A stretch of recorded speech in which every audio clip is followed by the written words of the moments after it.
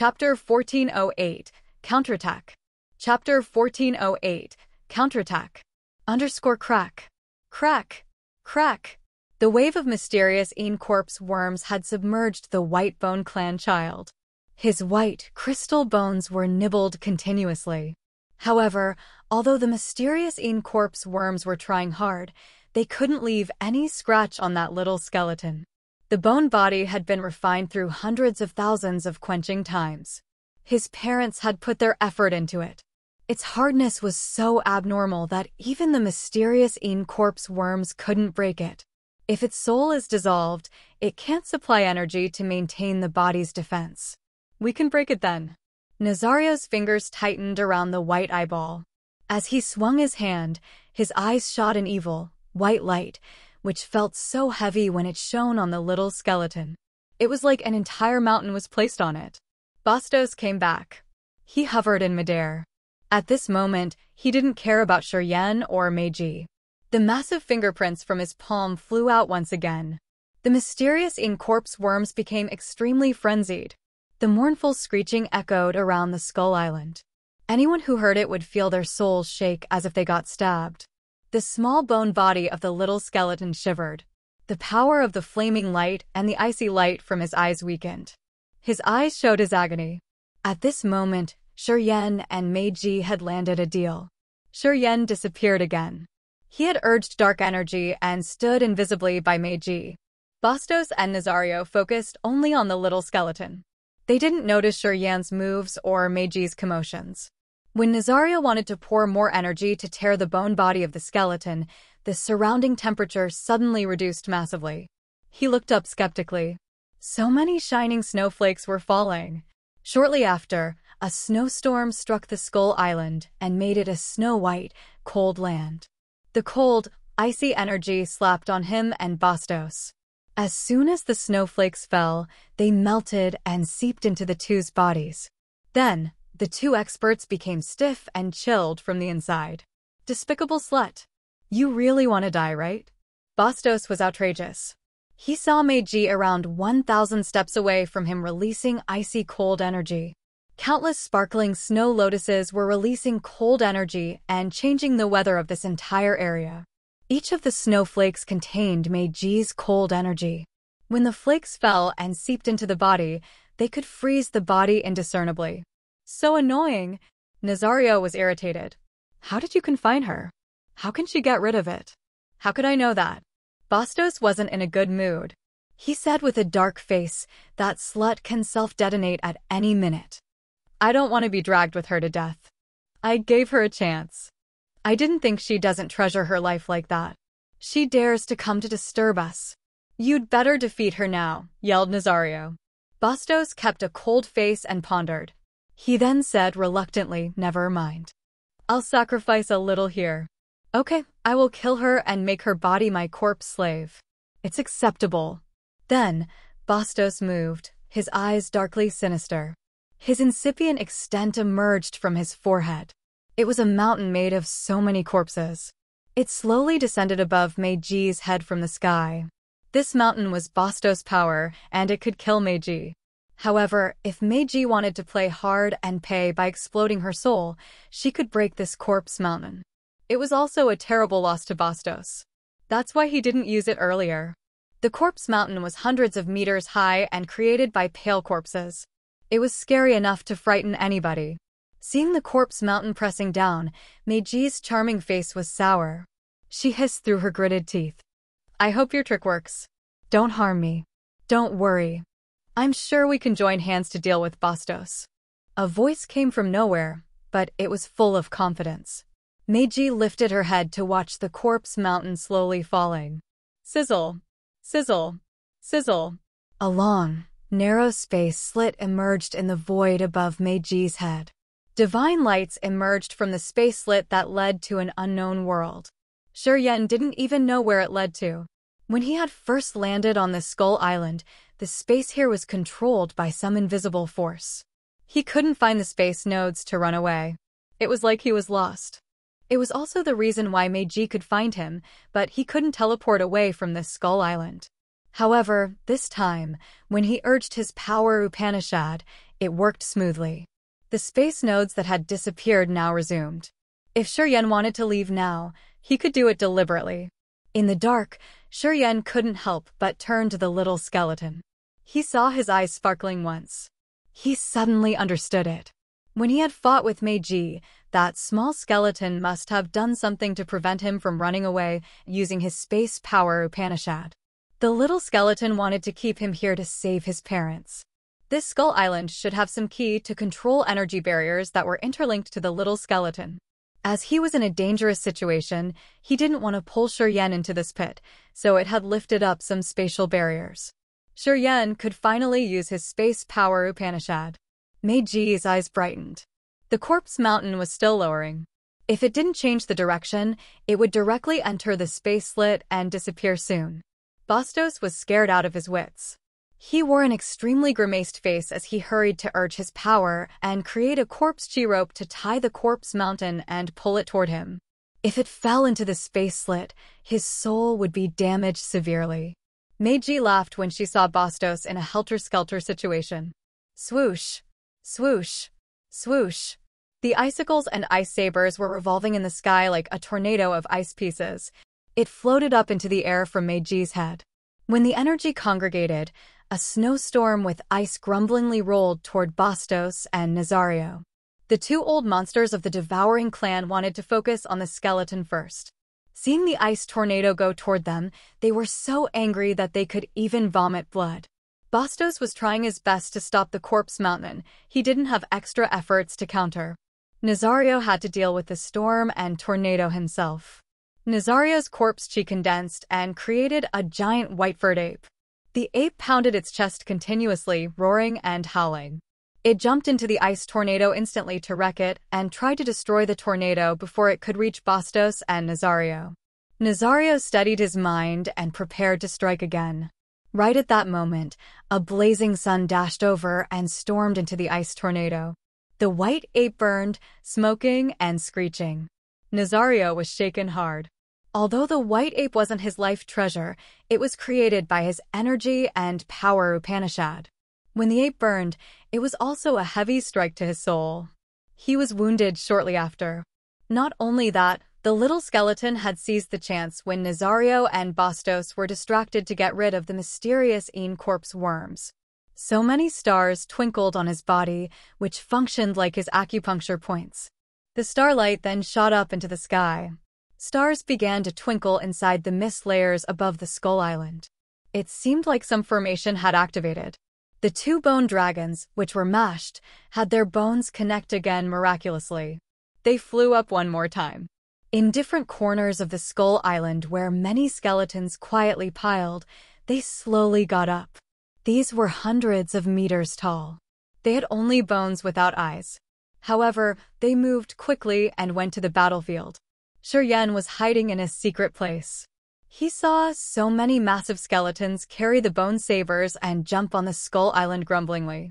Shortly, a skeleton, which seemed like it was the leader, stomped on dozens of mysterious corpse worms and smashed them. The corpse liquid splashed from the worms. That huge skeleton brought a white saber, storming toward Nazario and slashing him. Swish! The saber light flashed as if it could tear the sky. So many light dots sparked from the white bone and flooded Nazario. More and more giant skeletons gathered. A part of them stayed by the little skeletons and others advanced toward Bastos. Meiji was stunned. She relaxed while watching the giant skeletons try to powerfully and intimidatingly make Nazario and Bastos helter-skelter. She looked at the little skeleton in astonishment. She knew that this skull island wasn't ordinary. Perhaps the entire skull island was a divine weapon that his parents had spent a lot of efforts to create for him to deal with the enemies. As he was temporarily held, he couldn't activate the power of the island. Thus, he was bullied. With Shuryen and Meiji's help, the skeleton had gotten rid of it and activated the mysterious defense of the skull island. He had created many skeletons, which had changed the situation quickly. Those skeletons swung the bone sabers, attacking and chasing Bastos and Nazario. They knew that the situation wasn't going well for them. They wanted to leave this place. However, when they flew up, they found that the gravity had increased almost 1,000 times. they were pulled back to the ground. They didn't cultivate space power Upanishad, so they couldn't use space energy to teleport like Shuryen. Begrudgingly, they had to stay and fight against the huge skeletons on the Skull Island. Every time they tried their best to destroy a big skeleton, the little skeleton would do something that shook the entire Skull Island. Then, the smashed skeleton would resume its frame and continue to attack Nazario and Bastos furiously like a dragon again. Those huge things were immortal. There was no way to kill them. Nazario and the other were desperate when they figured this out. Shuryen was hiding. He suddenly reappeared by Meiji, his face stunned. The little skeleton was riding a bone dragon and circling above the massive skeletons. He was swinging his arms and speaking the archaic language of the Whitebone clan to command the skeletons, his warriors. Shuryen watched them and was astounded. He was really surprised because of the little skeleton and this Skull Island. How could you absorb all the corpse toxins? All of a sudden, Meiji's eyes drilled into him. As far as I know, there aren't many power Upanishads that could absorb the corpse toxin. Also, I couldn't reason as to why you had to use that method to detoxify me. Meiji's voice pitched up, her face cold and malicious. Shuryen turned to look at her and said deliberately, I only know that method to suck the toxin out. Only he knew the real reason. He used that method to detoxify her to take revenge. He wanted to humiliate her in a way she would never forget. If he wanted, he could have used a more proper method, which wouldn't irritate Meiji that much. However, he did it this way because Meiji was cruel and she had chased for a long time. She was greedy and terrible. She wanted to use him to reach the territory ancestor realm. She had enraged him. If she wasn't useful, he wouldn't have hesitated to find a chance and kill her to eliminate the danger afterward. Chapter 1409. Bully the Beauty. Chapter 1409. Bully the Beauty. Meiji's eyes were like cold sabers that cut and slashed Shuryen. She hated the fact that she couldn't stab and cut him to death. Then, the little skeleton sitting on the bone dragons was shouting and commanding his massive skeletons to attack Nazario and Bastos. Strange noises of some commotions came from inside the Skull Island. Shuryen had recognized that this entire Skull Island was a divine weapon, and a formidable one, though.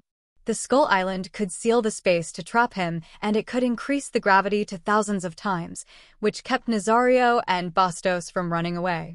At the same time, the little skeleton could even create huge skeletons and control them. This strange treasure was really unimaginable and marvelous. Bastos apparently didn't know that much. 30 years ago, the little skeleton had shown mercy by only wounding him. This time, Bastos invited one expert to help him. However, from the current situation, the result was going to be even worse than the previous time. Shuryen was happy and related. As soon as he could calm down, he had some interesting idea. Glancing at Meiji, his eyes then scanned her hot, inviting body. Bastos wasn't wrong. The phantom women were gifts from heaven. Meiji's long silk dress had many holes, which exposed her snow-like skin. Her white skin even glowed. Her breasts were so huge that they looked like they wanted to tear her dress to find freedom. Her slim waist emphasized her round, ample rear. Her cheeks were flawless under her twinkling eyes. This mature charming could arouse any man. Shuryen appraised her beauty sincerely. The glamour of this mature, charming woman had boiled any man's blood. Hey, you said that if I helped you get rid of the corpse toxin, you would sacrifice yourself and serve me. I remember it. After we're done with this, we should find some time to finish this. He laughed explicitly. Meiji's body went stiff, her face cold. You dare say that? Shuryen was surprised. Why can't I say it? Are you phantom women all liars? You don't keep your word. I just said that. Moreover, you humiliated me with your treating method. You should be happy I didn't say I would kill you. You still dare to talk about these conditions with me. Meiji was so angry that she wanted to vomit blood. I only know that you said if I could detoxify you, we wouldn't count the grudge between us and you would serve me for a while. Shuryen's voice was resolute. He snorted. Don't think that you can deny it. At your conditions, do you think I will rape you if you don't do what you've promised? Rape. Rape me. In the next second, she screamed like a lunatic, her body shaking. Try it. If you aren't afraid of death, just try it. I don't think I can't handle you. Okay, I will try. Yen sneered inwardly. A thought popped up in his mind and triggered some secret arrangement. As soon as Meiji was ready to take action, she suddenly felt her private area get hot. It was like having a flame burning her lower body. She was scared out of her wits. With a pale face, she shivered. She pointed her jade-like finger at him. What did you do to my body? How could you be so despicable like that? Her lower body was so hot. The heat of the flame was controlled skillfully. However, if it increased, her lower body would burn. Thinking about a worse, insulted situation that could happen, she was panic-stricken. She could never think about someone so cruel and his terrible ambush to women like him even in her dreams. She suddenly recognized that Yen was evil, cruel, and not less than the two monsters from the Devouring clan. She was petrified and didn't dare to move. Her face wore a desperate expression, as if she would rather die to end all of these. I had never provoked you on Dragon Lizard Continent. You were greedy. You wanted to refine my soul to help you reach the Territory Ancestor Realm. I was running away. You didn't stop chasing me. To break through to Territory Ancestor Realm, you've done a lot. I'm lucky that I have a tough life. If I hadn't been persistent and made a mistake on the way, what would have happened to me? My soul would have vanished and you would have destroyed it already. You and I don't have any resentment or grudge, but you could treat me like that. How couldn't I treat you the same way? Yen looked at her. He ridiculed with a cold face. Anyway, God doesn't favor you. I've undergone the culpa, but I'm still alive. And you're so weak now. Well, you gave me a chance. If I can't take it, I will not be able to get over my own challenge. Meiji stooped listening to his cold and harsh words. She felt so down. I'm in your hands now. Do what you want. She was subdued. A kid at first sky of Immortal Realm had ambushed her and humiliated her. And now her lower body was burning. Her pride, confidence, and arrogance were torn apart. Her heart was gradually numb. Yen arched his brows and slowly walked toward Meiji. He rose one hand and used his index finger to stroke her chin. Lifting her stooped head, he observed this peerless glamour. You're beautiful. You're a gift from heaven. Any man would get drunk because of you. I'm also a man. I can't avoid being vulgar. Meiji just let him do what he wanted to harass her. While listening to him, her dark eyes didn't have focus. I agree with you that I will serve you for a while. But you have to agree with me to erase that original flame seal. Her heart was now like ashes. Yen's malicious tricks had made her panic. It was the first time she felt powerless and unable to do anything to Yen. When she was done, the irritating feel disappeared. Yen had retracted his finger on her chin. She was surprised, her eyes brightened. A red-orange flame danced on Yen's fingertip. The flame had a special aura that she immediately recognized. It was the original flame seal that was placed in her lower body. She had a new hope now and said coldly, "When I recover, I will delight you then." Yen looked at her deeply in the eyes. "After you recover, while we are having fun, I think your soul will leave you." Meiji frowned. "I don't care if you believe me or not. I will keep my words." She couldn't explain why Yen suddenly lifted the seal that he had used to force her. Did he still have some other concealed trick? Meiji was frightened. She suspiciously circulated her power to check her body entirely. She gritted her teeth. Her neck blushed as she was carefully and detailedly checking her lower body.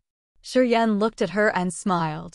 In his mind, he wasn't actually happy though. He figured out her intention. There's no other trick. Don't be suspicious.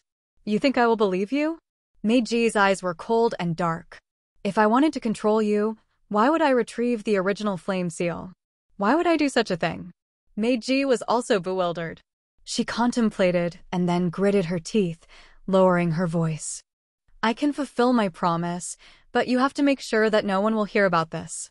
Otherwise, when I fully recover, I will not regret paying any price to kill you. She thought that Yen wanted to seize the chance when she was wounded to force her for a fun night. She knew that if Shiryen used his power, with her little remaining energy, she wouldn't be able to defend herself. Also, she thought that the little skeleton and Shiryen had formed some agreement. On this skull island, with the little skeleton's support, she couldn't use her power to resist Shiryen. She had to accept her fate. I don't need your body, strangely, Shiryen shook his head. You seem to have a high position in the Phantom Clan. I need some information. I want to know what happened to Dragon Lizard Star after we left.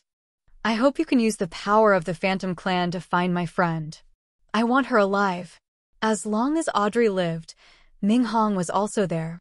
They could find the way to come back to desolate territory. The sea domain was vast and the territories were endless.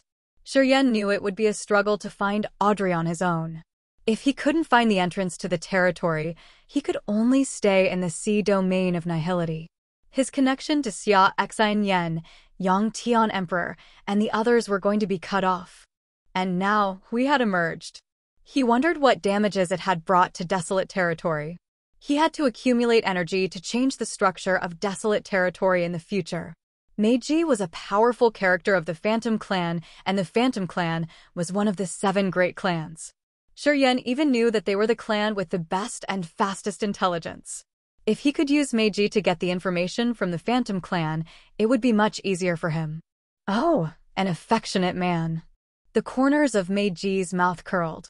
She quieted down as the toughest matter that had troubled her the most lifted away. When she looked at Shiryen now, she felt better. If you only need information, I can make a deal with you.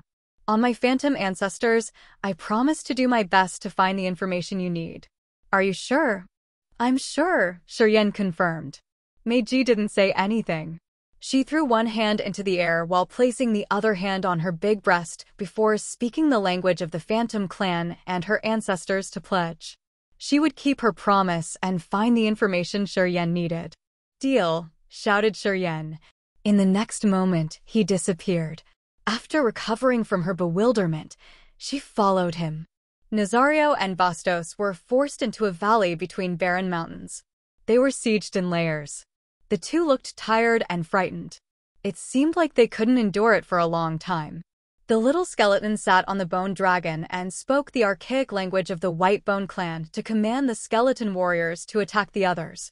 Gradually, Nazario and Bastos were slashed and bleeding hard. The remaining god power in their bodies was even less than Meiji's. Leave them to me. They are useful to wake up your parents. Ask your skeleton warriors to pay attention, Shiryen suddenly shouted and looked at the little skeleton. The skeleton was bewildered for a while but then nodded to him. As the little skeleton and Meiji didn't understand anything, Shiryen flew toward Nazario and Bastos. Chapter 1410, Power Upanishad Superiority. Chapter 1410, Power Upanishad Superiority, **. Asterisk, asterisk, asterisk, asterisk, asterisk, asterisk, asterisk, asterisk, asterisk, asterisk. The little skeleton suddenly turned and screamed at Shiryen. He waved his white bone hand and asked Shiryen not to come close to Nazario and Bastos. When Meiji was about to die, she could gather her energy and pay with her life to threaten Bastos not to come close to her. They were all at the peak of immortal realm. If they wanted to kill altogether because they couldn't have a chance to escape, the energy from their self-destruction was going to be enough to burst Shiryen into pieces. He told you not to come close. Be careful or else those two will drag you into their death pit together, Meiji screamed from a distance as she understood the little skeleton's language. Shiryen didn't change his visage or turn around to answer. Well, if they want to shatter the stone and the jade altogether, it won't work on warriors with space power Upanishad. Meiji was surprised. She thought and nodded as she finally agreed with Shiryen's confidence. If Shiryen could teleport as he had done to run away from her, even if Nazario and Bastos wanted to self-detonate, it wasn't easy to kill Shiryen. Around 10 giant skeleton warriors were holding their massive sabers and surrounding the two devouring clan old men in the valley. Those bone sabers were so massive. As they swung the sabers, white light shot out. Those sabers had left many deep cuts like a spider web in this valley. Nazario and Bastos had countless bleeding cuts. Some even reached their bones, which was very scary to see. "We're finished this time." Nazario wore an extremely grimaced face. He hid with Bastos in a corner and gritted his teeth, his eyes malicious. "You don't know how intimidating he is, and you have taken rash actions here. You've dragged me into this damn pit altogether." "It's useless to say anything now," Bastos pulled himself together. "We can't save our bodies. Let's wait for the chance to escape with our soul altars. We can use the corpse slaves out there. We will return to retaliate later." "We don't have another choice then," Nazario snorted. Until now, they had never thought that this battle could threaten their lives. They had thought that, even if this Skull Island was more evil, they could leave whenever they wanted. Anyway, regardless of how terrifying the tricks that little skeleton was, they didn't see him have any treasure or power to destroy the soul altar. At their peak of immortal realm, it wasn't difficult to use the soul altar to escape. They hadn't done that yet because they thought that they could run away with their bodies. Shiryen was especially flying toward them, and the skeleton warriors had loosened their besiege. Their eyes brightened as they exchanged looks. They thought that their chance had finally come. Although they now had only 10% of their power left, they were confident that they could deal with a junior warrior at first sky of immortal realm with that amount of energy. Nazario squeezed the eyeball. Abruptly, it released evil and dark energy that rippled like water waves. Shiryen landed from the sky and looked at the coming waves. He rose his hand to grab them. The wisps of energy quietly disappeared. Nazario was bewildered. He could feel the energy from his eyeball enter Shiryen's palm. This was impossible. The eyeball had used corpse chi as the foundation, and it even had corrosive energy, which came his friend who cultivated corrosion power Upanishad. Shiryen's palm received everything. How did he do that? Bastos' visage changed. He knew that something was wrong. He immediately sent his mysterious corpse worms by his feet to Shiryen. Shiryen grinned. The mysterious corpse worms seemed to sense a domineering aura. They unexpectedly retreated. Each of them flattened their bodies on the ground and shivered. The aura from Shiryen's body made them instinctively fearful. It was the fear that was carved deeply in their life seal. They couldn't even think about resisting. Bastos and Nazario gawked. They suddenly felt so chilled, and they looked into the void instinctively. It seemed like a territory ancestor realm expert of their clan was hovering in the darkness and watching them. Only territory ancestor realm experts of the devouring clan could have an aura with a beam of their ancestor devourer's aura, which could make the mysterious corpse worms crouch on the ground without daring to move. They looked at the sky and felt both fearful and happy as they thought that they were right. Far from them, Meiji's charming face was filled with surprise. She looked at the area and didn't know what was going on over there. Shiryen was standing in front of Bastos and Nazario, and the mysterious corpse worms were shivering under his feet. The eyeball in Nazario's hand continued to release a halo, but it didn't affect Shiryen at all. With her vision and knowledge, Meiji became puzzled. She didn't know what happened. However, at this moment, Shiryen turned around and said to the little skeleton, "I have something I want to talk to them about. I don't want the others to overhear us. Don't worry. I can protect myself. Is it okay?" The little skeleton looked at him with strange eyes. He was baffled for almost a minute before riding the bone dragons away. The other dragon landed by Meiji. This gesture was like telling Meiji to leave too. Meiji was so indignant. She knew that Shiryen wanted to talk to Nazario and Bastos, and it was crucial for her to understand him more. However, with Shiryen's vigilance, she couldn't know the details, which made her upset and worried. Not far from them, the little skeleton hovered and looked at her. Under his gaze, she was frightened. After some cursing, she quietly sat down on the bone dragon. The bone dragon flew with her away. "Take the skeleton warriors with you too," Shiryen pitched his voice again.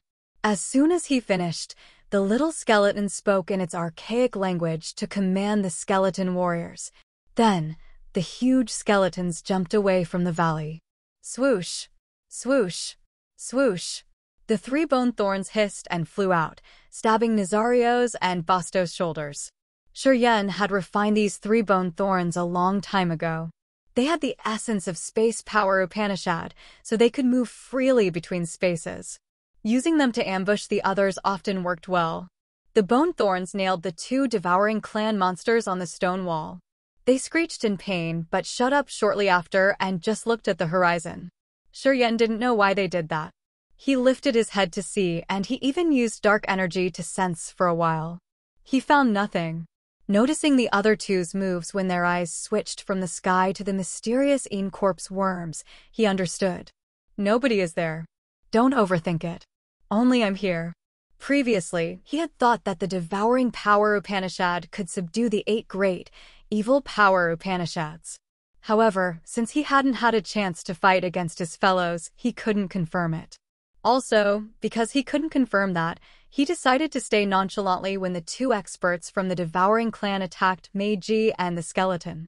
On the one hand, it was because he couldn't confirm if his assumption was right. On the other hand, Nazario and Bastos had had full power at that time. Even if his power Upanishad was superior to the others, he couldn't stand against these 2 experts.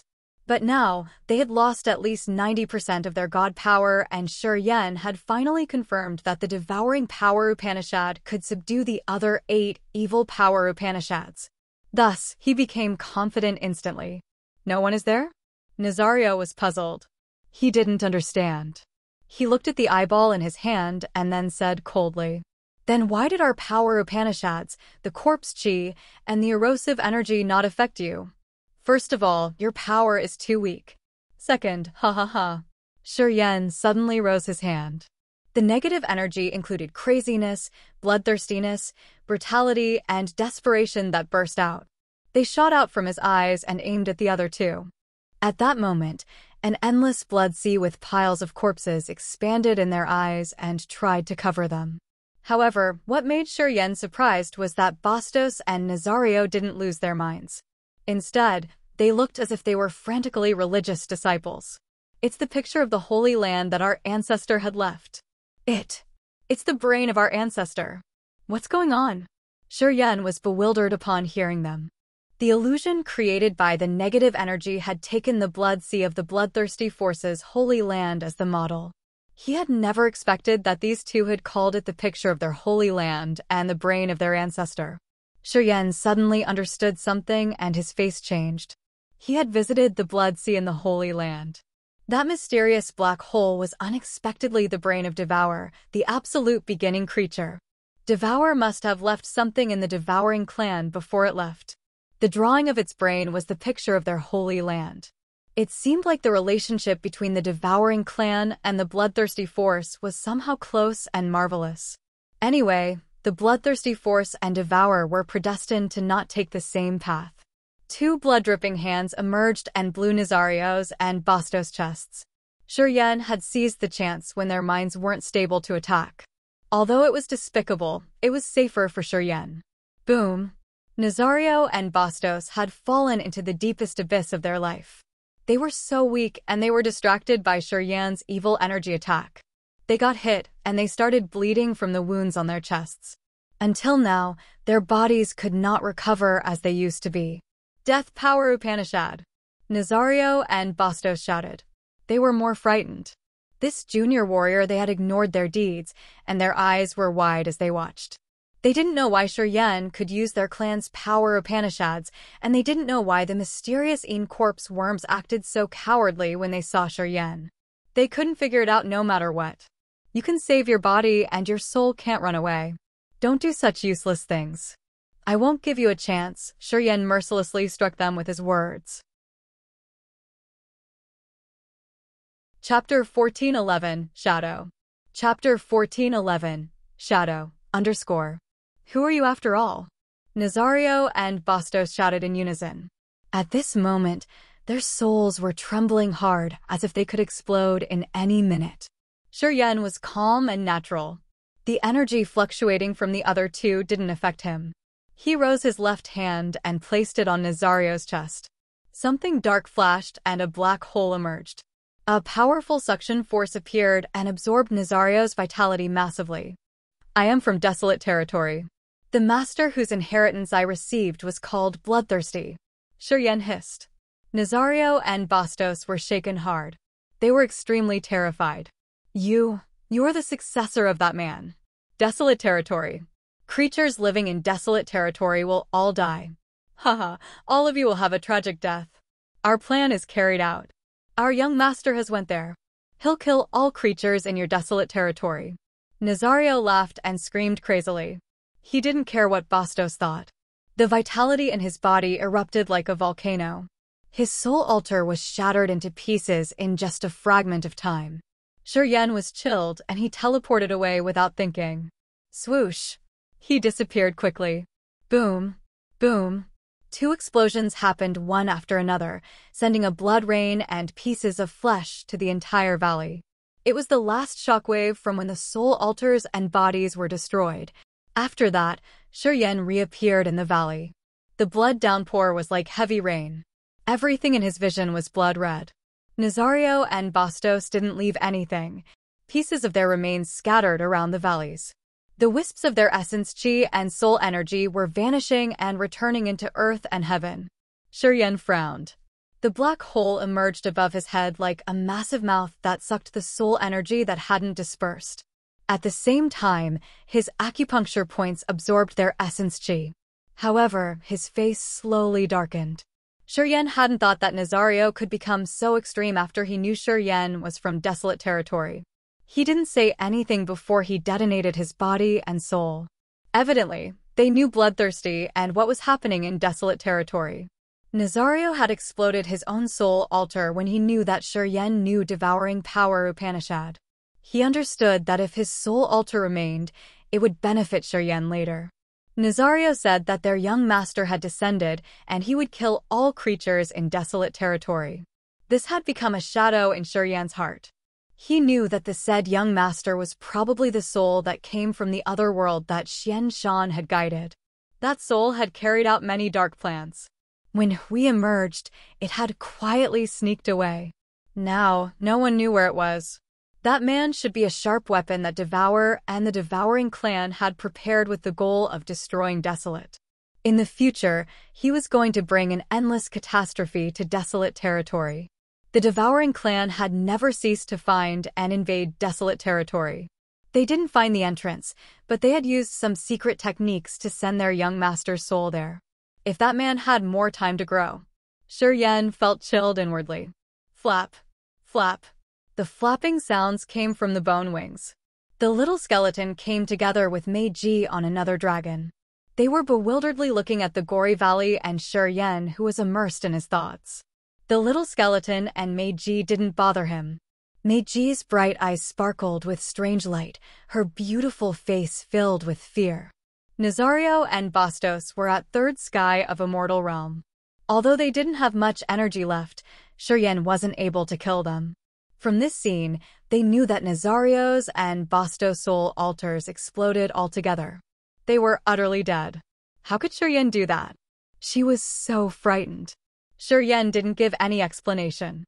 After contemplating for a while, he lifted his head and looked at the little skeleton. Let's go to your parents. The skeleton nodded. Right, Shuryen frowned and said to Meiji. You can understand the archaic language of the White Bone clan. Give me the knowledge. As he didn't understand the White Bone clan's language, he had to guess a lot while communicating with the little skeleton. It was really troublesome. Meiji could understand this language.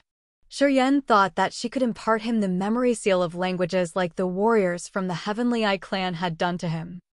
I can't transfer it to you. That skeleton doesn't use the current language of the White Bone clan. It's really strange. My method is a single-use type. Unless we go to our Phantom clan, I can use the same tool to send you the knowledge of the language.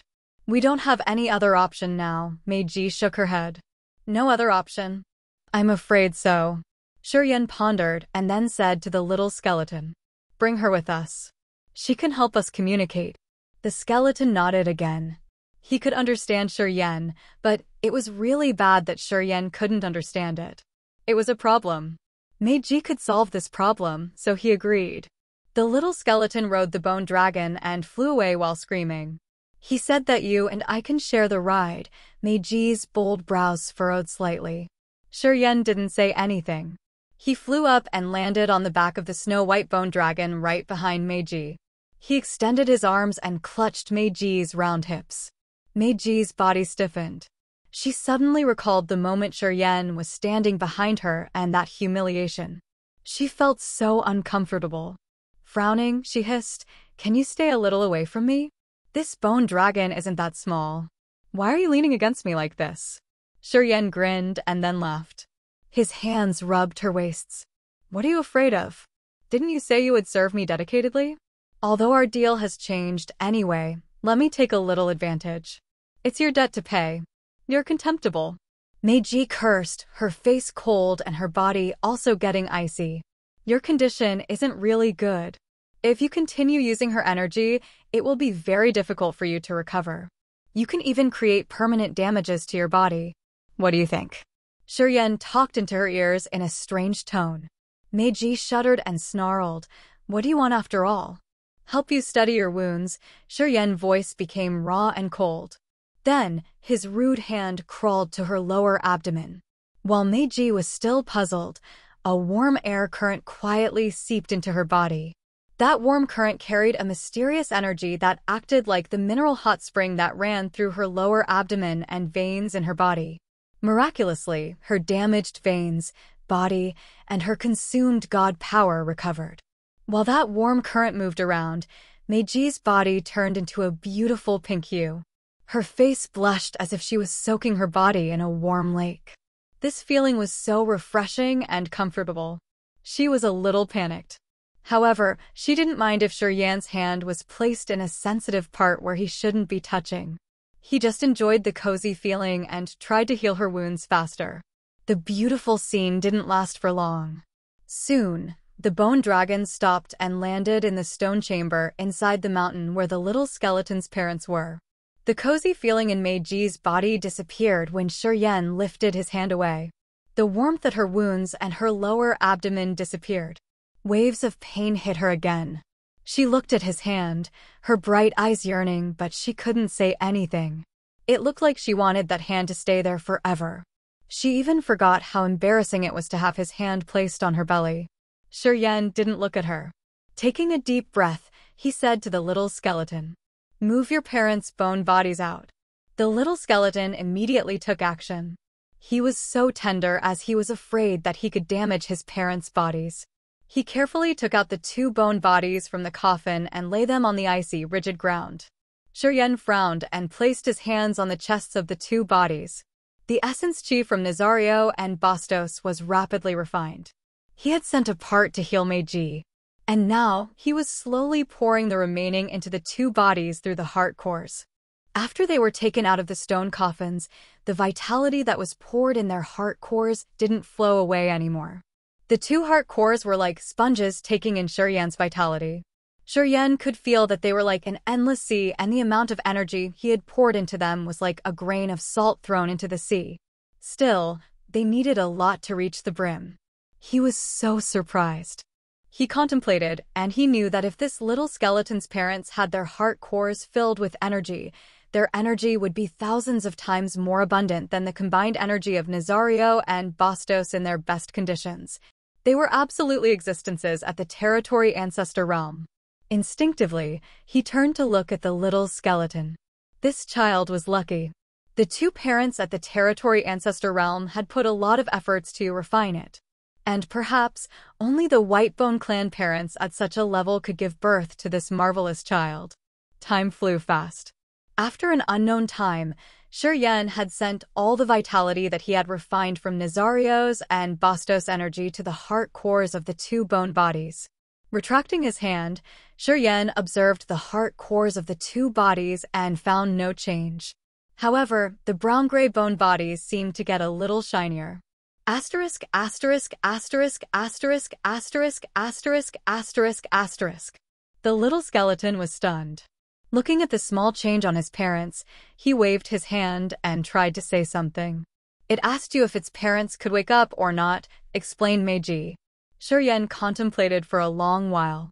Then, he looked at the little skeleton with yearning ears and said, "If we do it this way, theoretically, we can wake up your parents. However, we need a huge amount of vitality. The energy I've poured into them is still very little.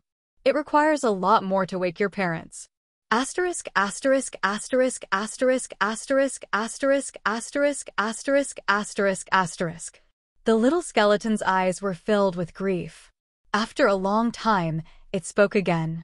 It asked you, "Do you have any method to make it faster?" said Meiji. Shuryen contemplated again. What method would make this faster? There's a method, indeed. However, that method was built on bloody slaughter.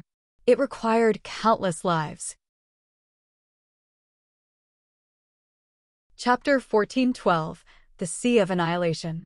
Chapter 14:12, The Sea of Annihilation, _ In a remote corner of the dark, cold sea domain of Nihility, a small ash-gray island was moving quickly and heading to the Sea of Annihilation. Although it looked as if it was moving slowly after each flash, it crossed billions of miles. Taking a closer look at that island was like looking at a massive skull with empty sockets and a big, dark mouth that was like deep tunnel. It was Skull Island. On a barren hill was Shuryen and Meiji sitting and watching the void. This Skull Island is much more marvelous than I thought. Currently, the members of the Whitebone clan couldn't build such a massive Skull Island. Only noble members of the clan could build Skull Islands and use them as big, moving weapon like a battleship. Anyway, this Skull Island can defend and attack perfectly. It can even conjure bone slaves. I have never heard about such a marvelous weapon before. Meiji didn't look very pale. She had slowly recovered. However, she still needed a lot of time to recover to her best condition. Shuryen listened to her quietly and didn't say anything. 3 years ago, in the cave inside the Skull Island, Shuryen, Meiji, and the little skeleton had agreed to come to the Sea of Annihilation. Shuryen knew he could use the devouring power Upanishad to swallow an abundant amount of vitality to revive the skeleton's parents. However, he didn't propose this method. Meiji suggested that the little skeleton should find the members of the Whitebone clan. She thought that if they knew that they had 2 precursors who were dormant like this, they would try their best to wake them up. The little skeleton said that he had never met any member of the Whitebone clan before. After he was born, he had always stayed and watched over the Skull Island. The Skull Island was mysterious. If it turned on its defense, it could prevent the soul consciousness from detecting it or turn invisible. Its power was like dark energy. In these recent years, the little skeleton had always protected his parents here. Deep in his soul, his parents had left a message before they died. They asked him not to contact others before it could reach the territory ancestor realm. He remembered and followed his parents' last wish, trying to hide the skull skeleton to not contact the outside warriors. After many years of concealing, he had never met any member of the Whitebone clan. Bastos had the precise direction, so he came here. Shuryen had gotten here by chance. According to Meiji, the Whitebone clan experts had based in the Sea of Annihilation.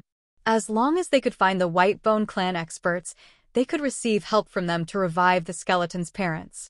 Shuryen knew about the Sea of Annihilation through the heavenly fantasy star compass. When he and Audrey parted, he told her to meet up at the Sea of Annihilation. Thus, he also wanted to go there. Meiji was one of the Phantom Clan's leaders who based in the Sea of Annihilation. Before she had gone to Dragon Lizard Star, she had always been there. She had come to Dragon Lizard Star to recruit the Water Tribe and exchange for forefather Dragon Lizard's immortal pellets. As things were done, she had to return to the Sea of Annihilation. As they had the same destination, after they agreed with each other, the little skeleton followed Meiji's direction to drive the Skull Island. The island was now a floating battleship that headed to the Sea of Annihilation. Shuryen stroked the heavenly fantasy star compass. Tu Shurchi of the mysterious Sky clan had given him a marvelous compass. Not only did it have special landmarks, but it also had time measurements. It was 3.5 years after he had parted with Audrey. It seemed to have been a long time. However, to the warrior at his realm, it was just like a blink of an eye. The heavenly fantasy star compass showed the directions and provided a brief introduction of the Sea of Annihilation. The Sea of Annihilation was one of the big trading zones for creatures in sea domain of Nihility. It was similar to a big market anyway. The experts from many clans often visited this place. However, there was no detailed description of this place. Anyway, the heavenly fantasy star compass was just a compass. It was more important that it showed the exact locations and time. Honestly, this is the first time I came to the sea domain of nihility. My knowledge of the sea domain of nihility is not very wide.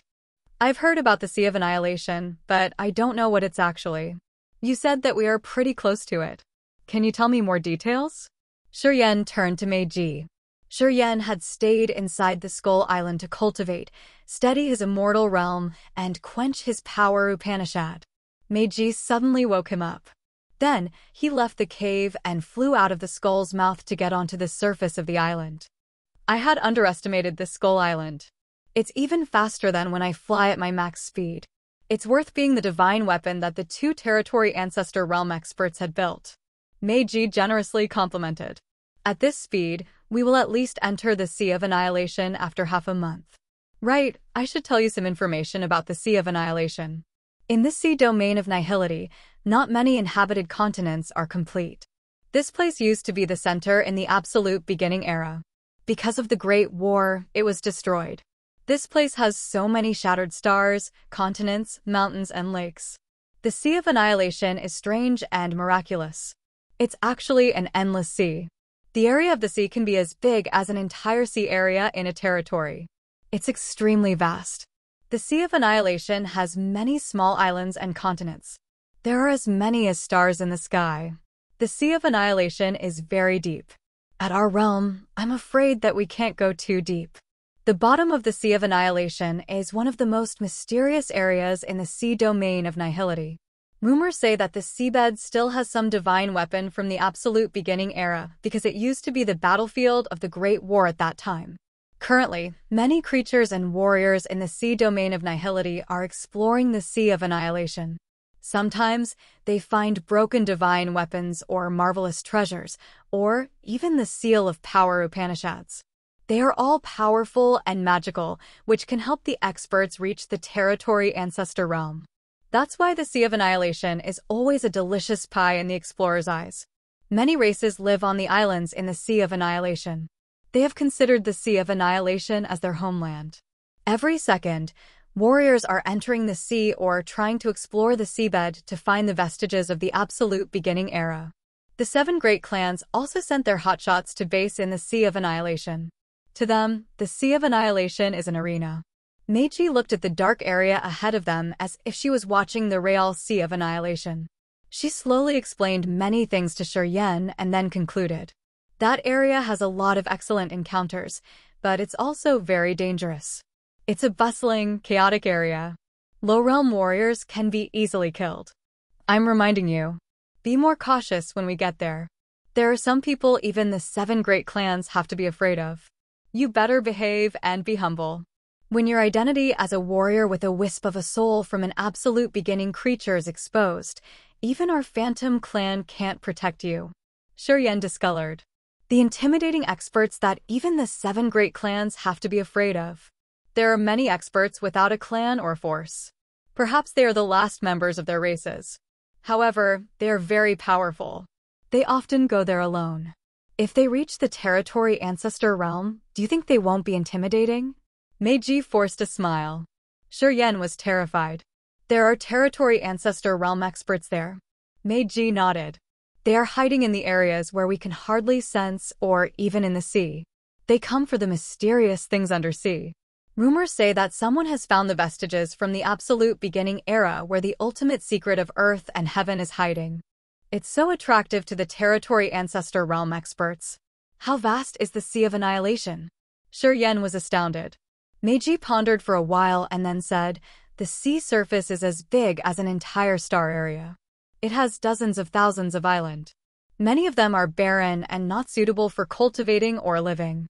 A few of them are suitable for low-realm warriors to stay and cultivate in. However, there are larger, deeper areas. There's a way to imagine it. An expert with profound space power Upanishad used to measure it carefully. He said that the Sea of Annihilation looks like an upside-down funnel, and the sea surface is the bottom of that funnel. Getting deeper, the sea would get bigger. He said that the real area of the seabed could be hundreds of times bigger than the surface. It's hard to imagine, right? Shuryen was puzzled like a wooden chicken. A funnel. A funnel has a narrow bottom and a wide top. If that expert with space power Upanishad was correct that the surface of the Sea of Annihilation was as big as a star area, how big was the sea bottom? As big as a territory. As big as the desolate territory. It was just a sea in the sea domain of nihility, and it was so vast that Shuryen was really astounded. Don't be surprised. The vast universe has countless territories and lands. The sea domain of nihility is the center of this cosmos. It's not strange if it has some mysterious and marvelous areas. Meiji's voice was relaxing. Her bright eyes rolled and she asked all of a sudden, I'm curious. What method did you use to kill Nazario and Bastos? How could you send the vitality to me? Shuryen became cautious immediately. He snorted. Our deal doesn't include digging up each other's secrets. I will figure it out sooner or later. Meiji gritted her teeth. She frowned and then said, I don't know why you wanted to help that little child from the White Bone clan. What could it give you? Do you think that if you save his parents, they will appreciate you a lot and become part of your strong background? Do you know how much vitality it requires to revive his parents? Shuryen pondered for a while and didn't say anything. He couldn't tell the reason either. He was just compassionate for that little skeleton. The grief and yearning that the little skeleton had for his parents, his sorrow, and his helpless feelings had touched a soft spot in Shuryen's heart. It made him not consider pros and cons as he always did. He just immediately helped the little child without any condition. He couldn't explain it to Meiji, and he knew that Meiji wouldn't buy it if he explained his compassion for the kid to her. In the Sea of Annihilation, I am also a character. What I've promised you, I will fulfill. As long as your woman comes to the Sea of Annihilation and exposes her location, I'm sure we can find her. Our Phantom clan is famous for taking intelligence in the sea domain of nihility, said Meiji. Then thanks in advance, said Shuryen. Chapter 1413, Waiting for a Man. Chapter 1413, Waiting for a Man _ Deep in the Sea of Annihilation. There was an island floating above the sea. It had many big trees that made it look like a black water lily. The trees on this island were so huge that they were like high mountains. They were as thick as a meadow. The island had so many different colored flags, which had many drawings of resentful souls and wailing ghosts. Those flags flew with the wind like a bunch of ghosts and demons screaming and hissing. Deep in the center of the lush forest were many rooms made of dry trees. Most of them were closed, and only a few of them had human footmarks. At this moment, a warrior of the Soul Clan was kneeling in front of the door of a lodge and speaking in the language of the Soul Clan to report, Teacher, we got news. Come in, a senile, male voice came out from the room. The Soul Clan warrior respectfully stepped in. It was a plain room with more flags on the walls. The brocade flags here all had drawings of wailing ghosts and resentful souls. Just like the main power Upanishad of the Soul Clan, they felt dark and horrible. A haggard, old man with many wrinkles on his face was sitting on a cattail hassock. He was wearing a thick black robe that shrouded his thin body of a dry corpse. He looked as if he would die in the next minute. However, his eyes were like a cold water pond at night. They were deep and cold, and they didn't show human emotions. We got news. Sing was killed on Dragon Lizard Star. Forefather Dragon Lizard had joined hands with Tu Shurchi and Yayun of the mysterious Sky Clan. The Dragon Lizard Clan announced that they officially become a dependent clan of the mysterious Sky Clan, reported the young warriors who had reached second sky of Immortal Realm. Sing was so incompetent.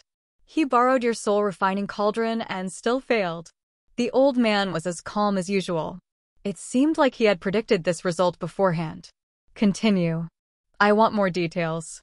The young man pulled a serious countenance and reported the details of the battle that took place on Dragon Lizard Star. The old man quietly listened to him. After a while, he looked surprised. Oh, a junior with the soul clone of an absolute beginning creature. Interesting. If we can merge his soul to the soul refining cauldron, it will significantly contribute to healing the cauldron. Yeah, I'm sure it's not less than Forefather Dragon Lizard soul. Then, he opened his mouth. Something emerged from the tip of his tongue. Surprisingly, it was the soul-refining cauldron that had stirred up the entire dragon lizard star. This divine weapon from the absolute beginning era had disappeared discreetly after the battle on Dragon Lizard Star ended. It had returned to this old man's tongue. He spurted it out. The soul-refining cauldron flew out and enlarged massively, floating above the island. So many complicated but exquisite absolute beginning era symbols on the cauldron's surface revived at the same time. They turned into twisted, evil ghost faces that moved around the cauldron.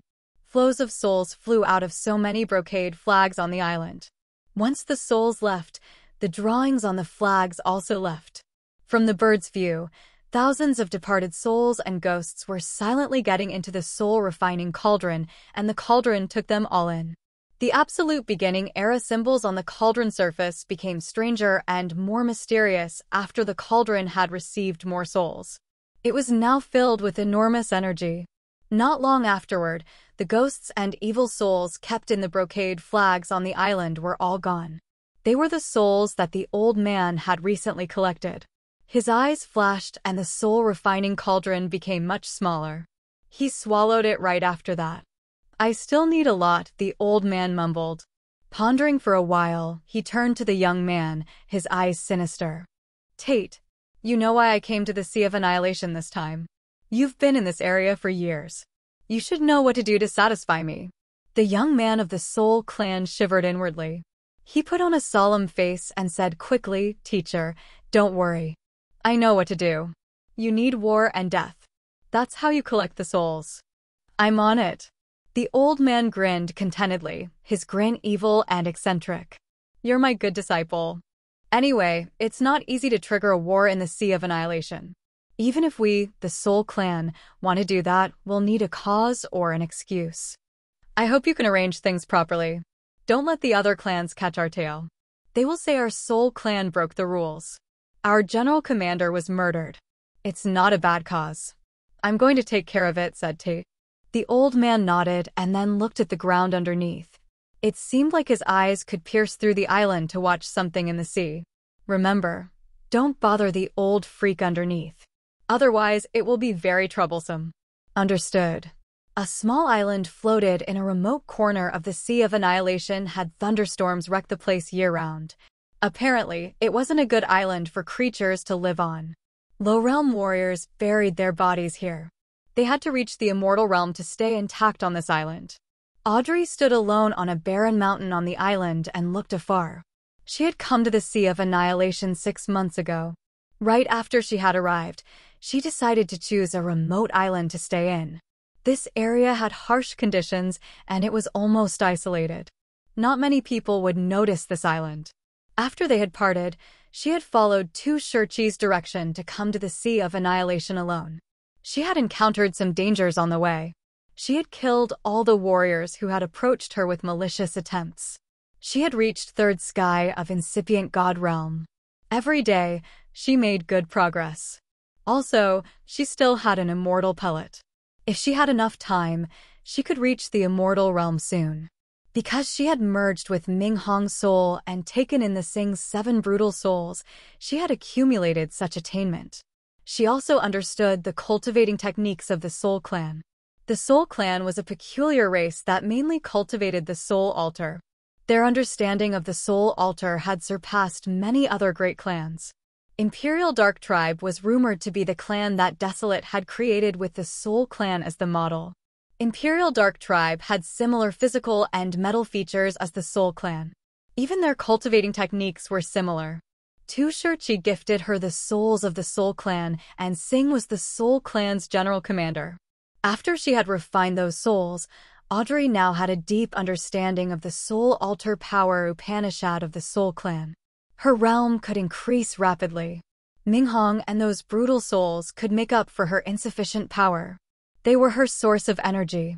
To break through the realm, the warriors needed to accumulate energy and develop a deeper understanding of power Upanishads.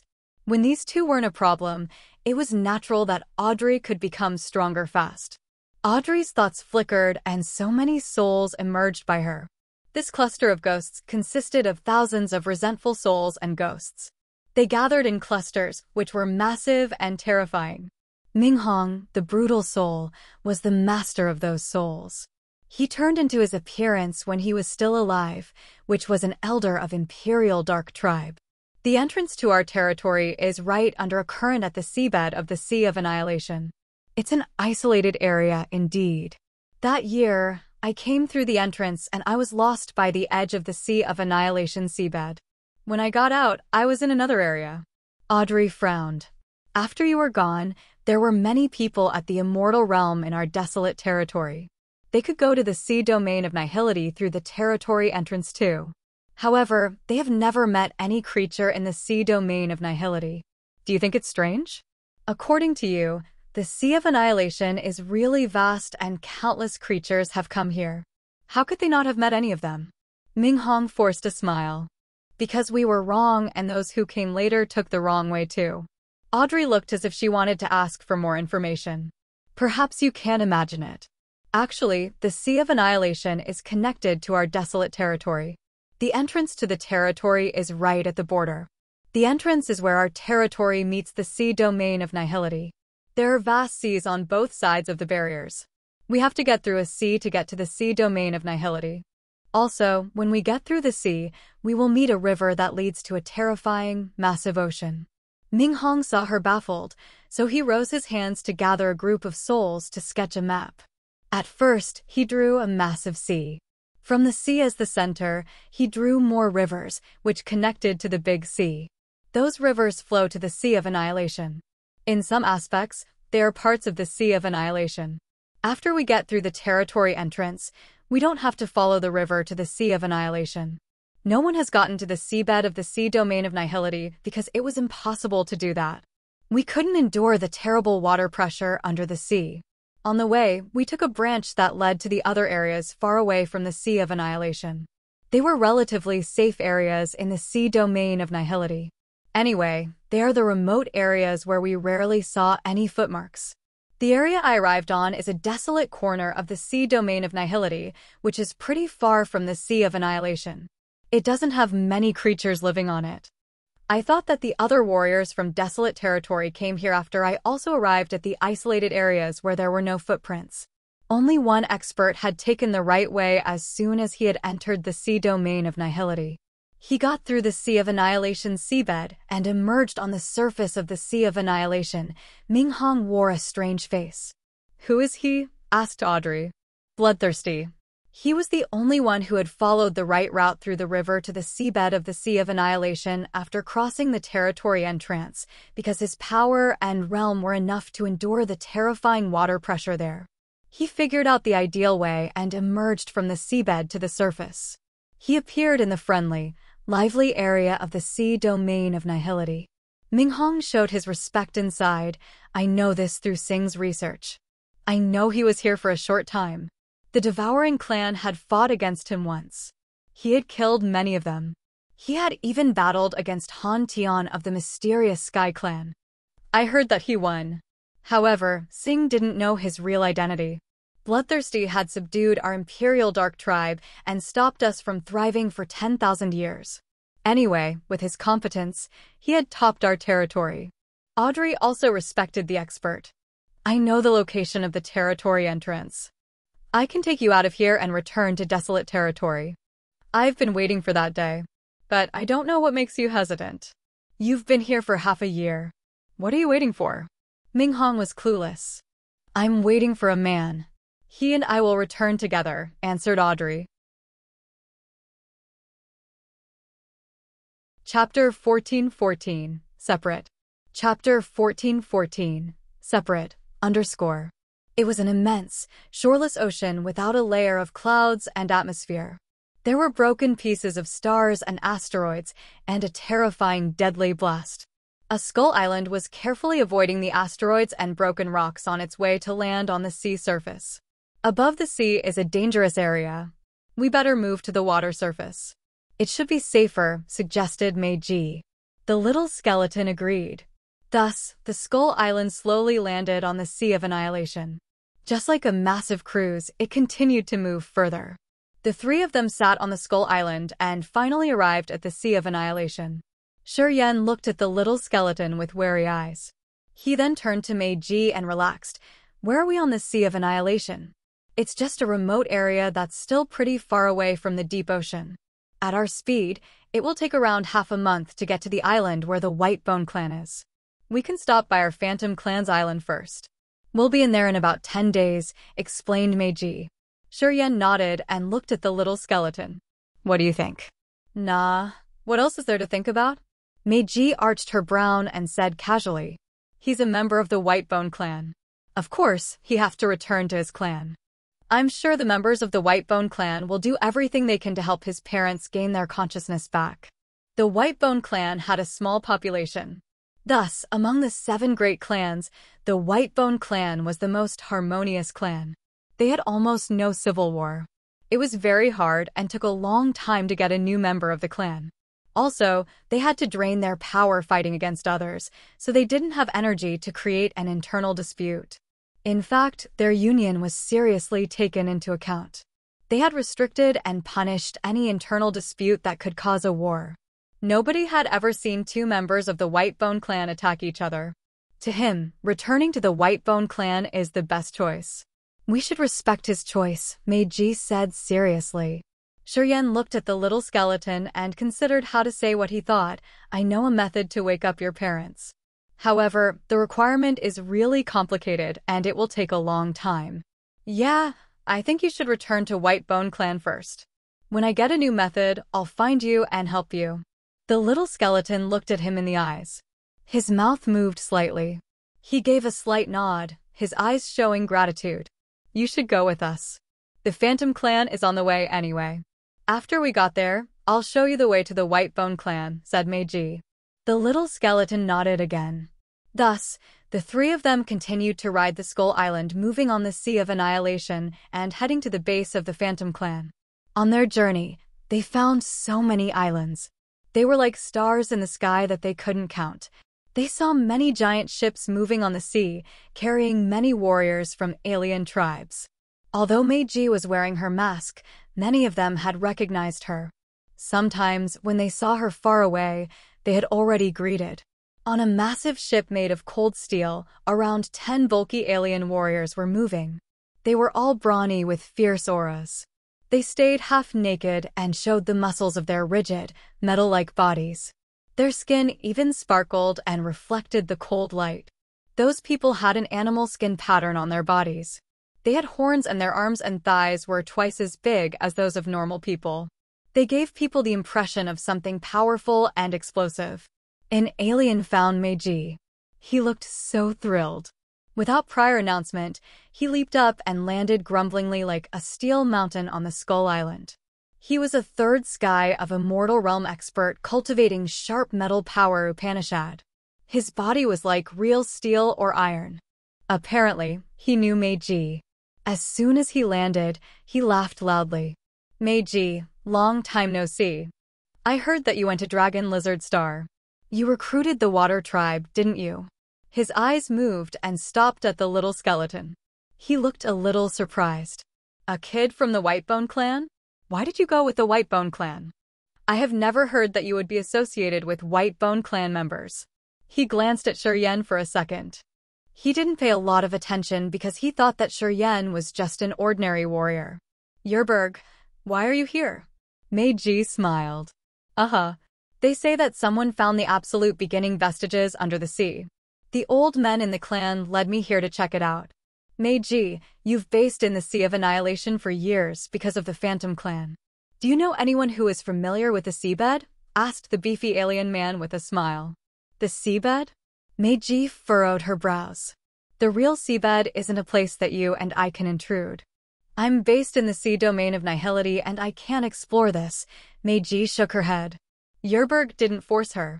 He continued with a smile. I heard that Singh was dead. Tate is screaming everywhere that the mysterious Sky Clan killed him. They are planning to retaliate against the mysterious Sky Clan. I'm afraid the Sea of Annihilation will become chaotic again. You should be careful. I also heard that you did join that event in Dragon Lizard Star. Tate. Meiji pouted her lips. What the heck does he think he is? With his realm, what effect can he bring to the Sea of Annihilation? He doesn't want to live more as he's trying to stir up the sea. Tate has only second sky of Immortal Realm cultivation base. It's true that he can't rise the wind. But what if his teacher is here too? Yerberg almost shouted. Meiji discolored. What? That old freak comes to the Sea of Annihilation. Perhaps it's related to the absolute beginning vestige under the Sea of Annihilation. Who knows? Anyway, he's in the Sea of Annihilation now. Yeah, you can confirm this with your team when you come back. Then, Yerberg lowered his voice. I heard that you got a kid on Dragon Lizard Star who has the wisp of a soul of an absolute beginning creature. Did you refine him? Tell me honestly, have you reached the bottleneck to break through to the Territory Ancestor Realm? Meiji grimaced and coldly looked at Yerberg. Now, everybody knows what had happened on Dragon Lizard Star. Don't ask me. That's what Tate has spread. I got the news from the Soul Clan. I'm not sure if they are true or fake, Yerberg shrugged. Well, recently, we have only these things fly around. It's hard not to know. Oh right, there's something else. Someone from the Devouring Clan asked me to find 2 experts called Nazario and Bastos. They said that they've confirmed that these 2 were dead. They wanted me to investigate the details. If you got something you know, just tell me. I'm sure the price I offer will satisfy you. Okay. Meiji wore a cold face and waved her hand. We don't have much time to babble with you. Yerberg laughed and nodded to Meiji and the little skeleton before returning to his battleship. Shortly after, they left and disappeared. Who is he? Shuryen watched the disappearing battleship. Cultivates metal power Upanishad at 3rd sky of Immortal Realm. His body is so tough. I think he's not weaker than Sing. Yerberg came from a branch of the ancient monster clan. He's in charge of collecting news and information around the sea domain of Nihility. That's how I know him. I didn't expect that Tate would let everybody know what had happened on Dragon Lizard Star. That old freak is also in the Sea of Annihilation, unexpectedly, Meiji sighed. Who is Tate's teacher? Asked Shuryen. He could see Meiji become more worried when she heard that person was in the Sea of Annihilation. At her peak of Immortal Realm, only the Territory Ancestor Realm expert could make her worried. Indeed, Meiji said, he's the owner of the Soul Refining Cauldron. He's one of the Territory Ancestor Realm experts of the Soul Clan. Wherever he goes, people have to live in calamities. He needs countless souls to recover the Soul Refining Cauldron to achieve the real power of an absolute beginning divine weapon. That cauldron is not fixed yet? Shuryen discolored in fright. Of course not. It needs a large amount of soul energy. Otherwise, you think Sing can borrow it from the owner. Meiji pouted. I'm sure Sing had to pound his chest to ensure that he could take Dragon Lizard Soul. That's how he could persuade that old monster. Shuryen was astounded. The Skull Island continued its journey. 10 days later, the Skull Island anchored by a massive island. The island had flowers and green grass matted everywhere alongside the large pieces of forest. So many beautiful and luxury palaces situated on the island, which were sparkling because they were built of jade. They were so eye-catching. The mist and smoke wound around the island, making the entire island a fairyland. Meiji observed the island and smiled relaxedly. She took off the mask and revealed the face that could attract all creatures. Looking at the familiar island, she found many familiar barriers and restrictions. She pointed to a direction and said to the little skeleton, "You move that way. After 5 days, you will reach the base of the White Bone Clan. It's also a bone island, easy to recognize." The little skeleton was reluctant, looking at Shuryen deep in the eyes.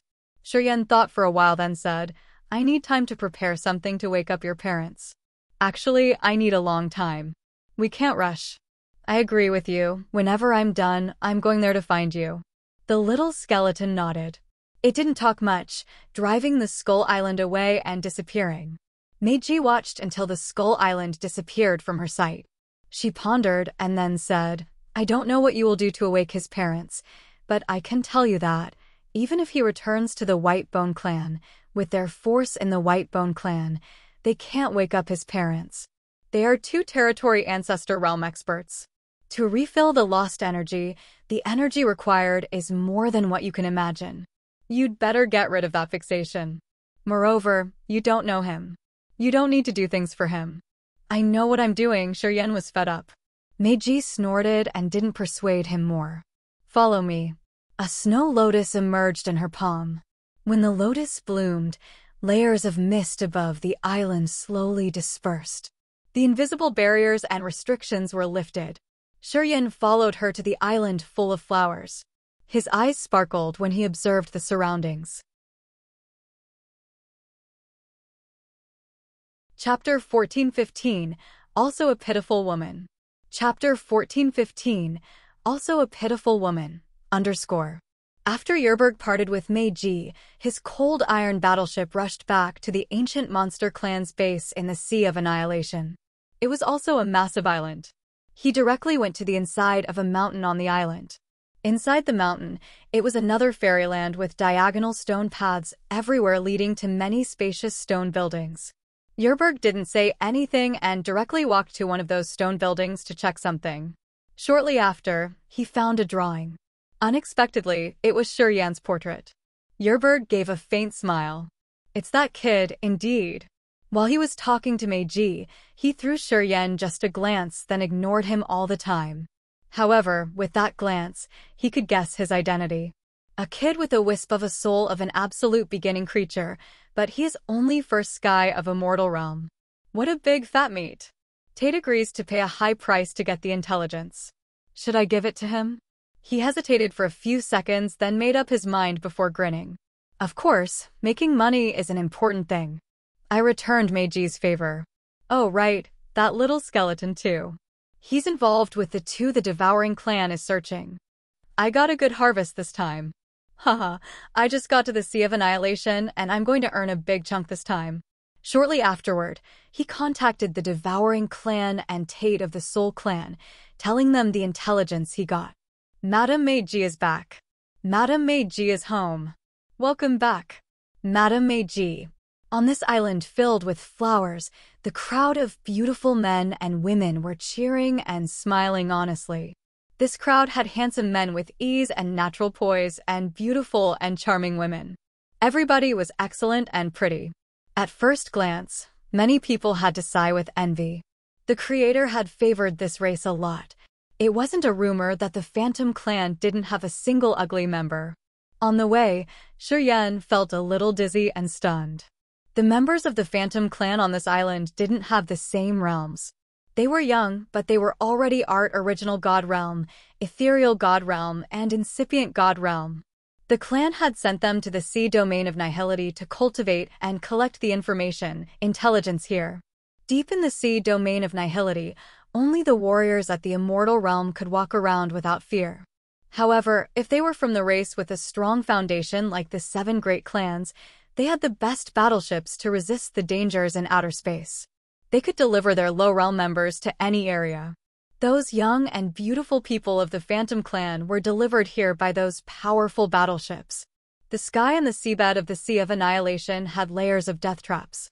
It was tough for incipient God Realm experts to move freely around. However, it was really safe on those islands. Even King God Realm warriors could stay and cultivate comfortable. This island was the Phantom clan's base. Meiji was the leader of this island. She was in charge of collecting and sorting information. She was also the one with the highest realm. When she wasn't here, her fellows couldn't ease their minds. And now she came back, so they exhaled in relief. The Phantom clan was the clan with the best intelligence. If they based here, of course, they knew what had happened on Dragon Lizard Star. After Meiji had disappeared, they were so worried if she had to endure something unexpected. Today, Meiji returned safe and sound. All of them were joyful. Of course, many of them were curious about Shuryen, and they observed him along the way. At this moment, Shuryen was wearing a dark blue warrior costume. He was vigorous and hunky, which attracted a lot of Phantom clan young ladies. They shyly looked at him. Meiji directly walked to the grand, luxurious palace in the center. The palace was tiled with square jade and decorated with so many exquisite and beautiful accessories. The twinkle jades and shining pearls could be found everywhere. She walked to the main hall, sitting on the high throne. She signaled Shuryen to stand aside. Talking nothing, she began to check the documents of the recent intelligence. Some young ladies at Original God Realm and Incipient God Realm were talking with each other in this hall. Sometimes, their pretty eyes turned to Shiryen. Then, they stooped and giggled. They were really eye-catching, though. Meiji was focusing on the records. She didn't notice Shiryen. Her white fingers continuously flipped the pages as she frowned. When she came to the last page, her face became cold as she hissed, "That damn Yerberg. He's so ungrateful." Shiryen looked at her. "Yerberg discolored your information. He said that you have a wisp of a soul from an absolute beginning creature and that you and I are here. At least, Tate from the Soul Clan knows this. Yerberg also said that we're involved in the deaths of Nazario and Bastos," explained Meiji. Shiryen was chilled. He remembered the ancient monster man with an iron body as he said, "If we meet him again, I'll try to kill him." Hearing her, the Phantom Clan ladies in the hall quieted down. They all looked at him with odd countenances. They knew Yerberg's identity and his third sky of Immortal Realm cultivation base. Madame Meiji could defeat him but couldn't kill him. This unknown kid had only first sky of Immortal Realm, but he was boasting. They felt really awkward. However, what Meiji spoke next surprised them. "Kill him? Unless you've reached second sky of Immortal Realm. If you fight with him now, you'll be killed." This surprised the ladies a lot. When they looked at Shiryen now, they felt so bewildered. Meiji put the records down and looked at the ladies next to her. "A girl is leaving Dragon Lizard Star. She will come to the Sea of Annihilation. Her name is Audrey. You should pay attention." She took out a flat jade, asking Shiryen, "You draw her portrait here. It will be easier to find her." "We'll try our best to find her." Shiryen did as he was told. "We can't receive information fast. You have to wait, but I'm not sure how long you have to wait," said Meiji. Shiryen nodded as he understood. "You'd better not leave this place. I'm afraid many people want to do something with you. This area is our Phantom Clan's base. Unless the members of the 7 great clans want a bloody war between the 2 clans, they won't tear the agreement between us to intrude this island." "You're safe here," said Meiji. Shiryen frowned and didn't answer. "Madam, while you weren't here, Batum sent his messenger here," a lady suddenly said while Meiji was contemplating. Meiji winced. Her mood was bad as she shouted, "Do not mention this person to me ever." The ladies kept silent and nodded as they were scared. "Yulien, arrange a lodge for this man." Meiji waved her hand. A young woman at Incipient God Realm bowed to her and then talked to Shiryen. "Follow me." Shiryen kept silent and followed her out of the palace to an elegant building in another area. Along the way, he asked curiously, "Who's Batum? Why does your madam feel irritated when she hears his name?" Yulien was around 18 or 19 years old and wearing a long, green dress. She looked purely beautiful. She turned around to check, then lowered her voice. "Tell you later." She took Shiryen to a tower, then said, "Batum is a terrifying expert. He's not the member of the 7 great clan. He cultivates alone, but he's so brutal. In this Sea of Annihilation, he belongs to the sort of the most dangerous characters. He has learned dark energy. After 10 years max, he will reach the Territory Ancestor Realm. He always lives in the seabed of the Sea Domain of Nihility. One day, he got out to exchange cultivating materials and he saw Madame Meiji. He fell in love immediately. He has been chasing after Meiji for many years. He even came to our clan and promised to support us if the elders let Meiji marry him. An expert who's going to become a territory ancestor," Shiryen nodded. "This man is predestined to become a territory ancestor realm expert." "What did your elders say about this?" "They thought it was possible. They even asked Madame Meiji to strictly follow their decision. Madame didn't agree. She was very resolute and tough to her seniors, too." Yulien sighed. "Although Batum's realm is really high and profound, he's so ugly. It's natural that Madame doesn't agree. If I were her, I wouldn't agree, either. If he looked a little better, with his profound realm, it could work. But his appearance, This young lady stood on Meiji's side. She was discontent with the elders' decision. "What's the result?" Shiryen continued to ask. There was a big fight between the elders and Meiji. Then, the elders proposed a solution. If Meiji can enter the territory ancestor realm before Batum, they won't force her anymore. But if she can't, she has to agree with them. She actually agreed with their proposal. I don't know what she had in her head. She didn't understand dark energy. How could she break through to territory ancestor realm faster than Batum? We all think that she's just trying to buy more time. We're afraid she would do something bad, sighed Julien. Shurien got it now. He finally understood why after Meiji found that he had the wisp of a soul from an absolute beginning create, she had acted rashly. Turned out she also got some trouble. As Meiji wanted to reach the territory ancestor realm fast, there wasn't any faster method than refining him.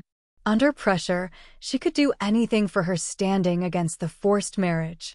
And Batum has considered Madame Meiji as something that belongs to him. He told the entire Sea of Annihilation that she must be his woman. He usually comes here to bother her. He's sure that Madame can't enter the territory ancestor realm faster than him. Thus, he thought everything was settled. Julien continued. After Madame had left, he came here and told us that he's now just a step away from the territory ancestor realm. He's refining his own territory. He has to become the owner of a world. Whenever his incipient extent transforms to the territory, he will be a real territory ancestor. Shurien knew that the experts at the territory ancestor realm had to refine their incipient extents. After they could become the real territory, it was the time they had officially become a territory ancestor expert. Shurien sighed. He didn't expect that Meiji, a member of the 7 great clans, wouldn't be able to control her fate. She was also a pitiful woman. Chapter 1416. The Call from the Seabed. Chapter 1416. The Call from the Seabed, _ Shurien was staying in the Phantom Clan space. After reaching the immortal realm, he fought or cultivated the power Upanishad all the time. He didn't give himself time to relax. This island belonged to the Phantom Clan. It was where they collected information. Of course, it was also the place they used to recruit hotshots and benefit their clan. For example, Meiji had visited the Water Tribe and talked to Yuan. She had persuaded and recruited the Water Tribe, making it a force that was dependent on the Phantom Clan. In the Sea of Annihilation and also the surrounding areas, there were several second-class clans dependent on the Phantom Clan. Meiji was here to establish a close connection with them. Inside the elegant tower, Shurien sat quietly, his face cold. He was thinking about the events that had just happened recently.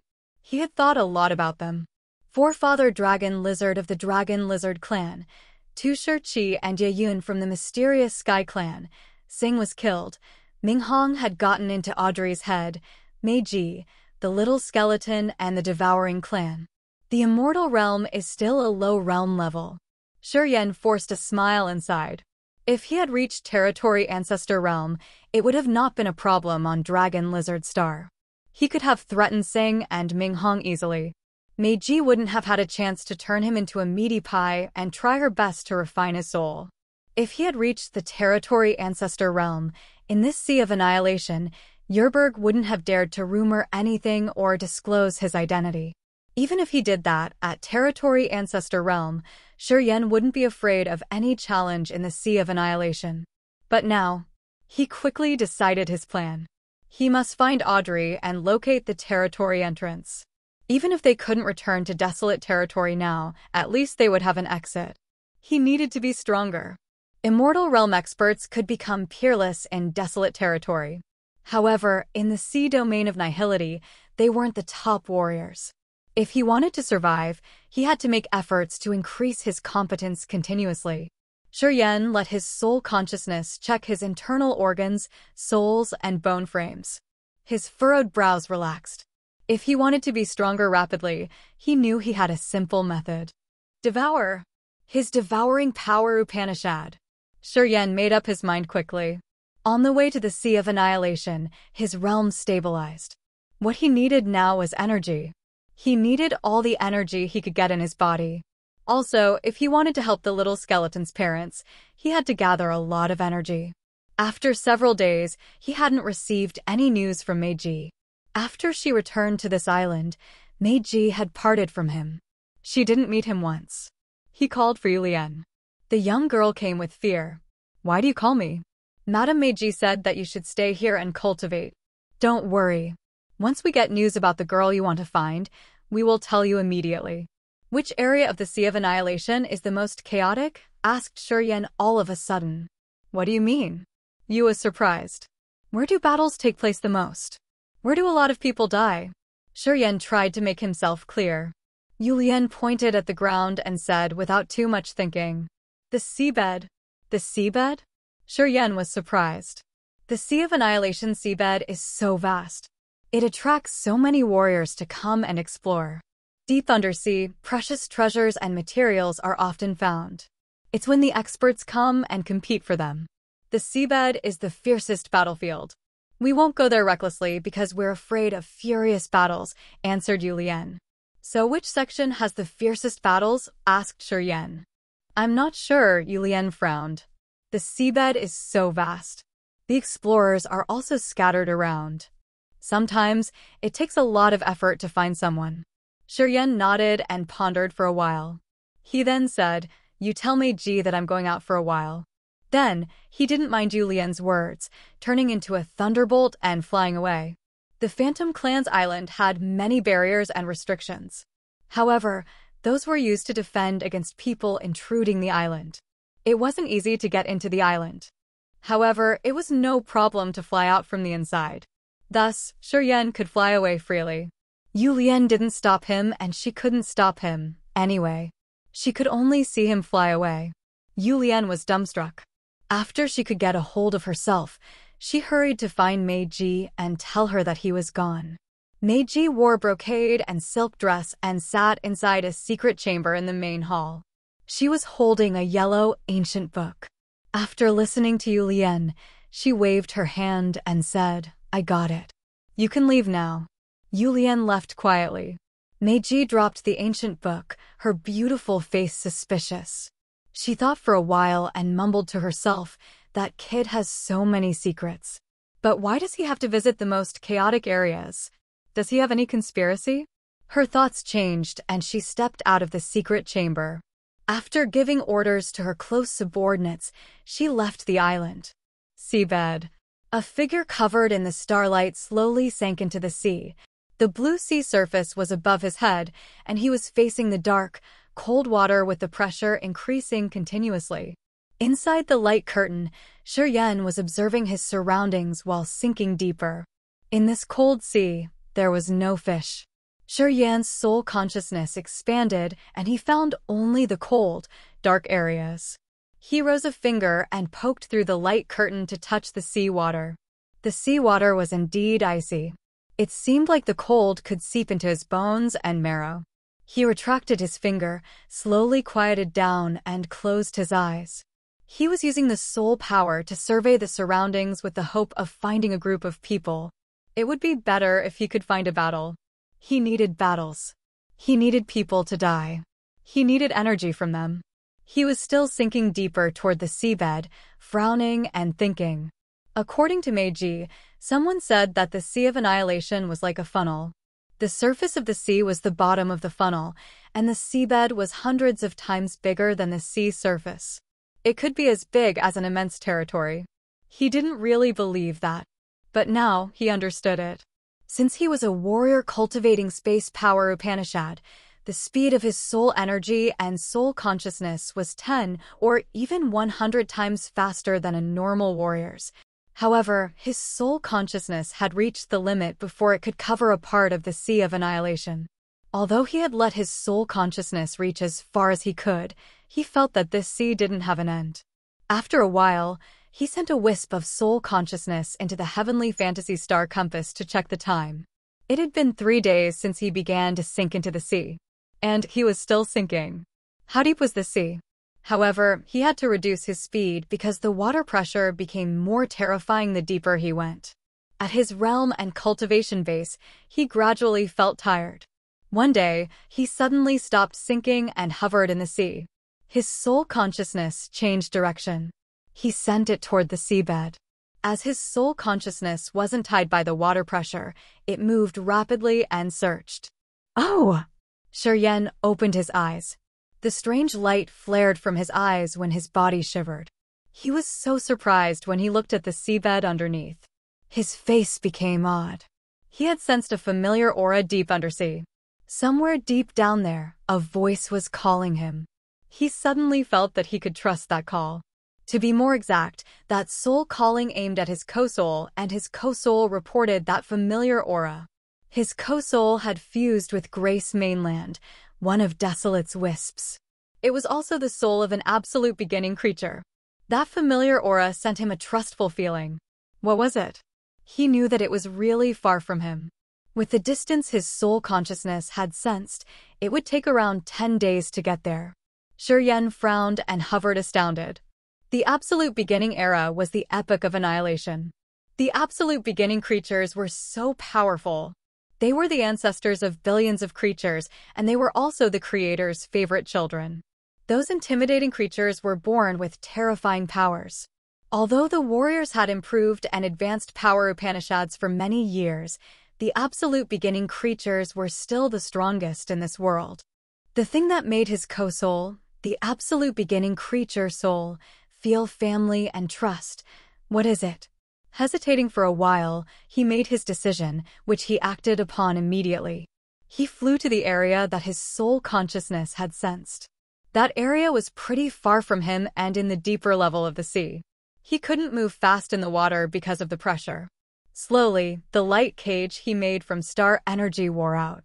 After several days, he had to stop and gather his god power by using the star power Upanishad to weave a new light cage. Somewhere on the seabed, so many light cages were moving. Each of those different colored light cages contained a beefy man. If Yen was here, he would have found that they were the men he had met. The leader of this group was Yerberg. He stayed half naked, showing the exquisite beast marks on his upper body. He was calmly moving through the water. A green light cage moved next to him, carrying a small and thin alien. His eyes sparkled as if he was checking something. Gradually, he looked restless. It should be near here. I'm sure it's just around.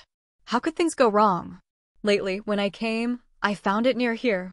That alien warrior had spent a lot of time going around the seabed.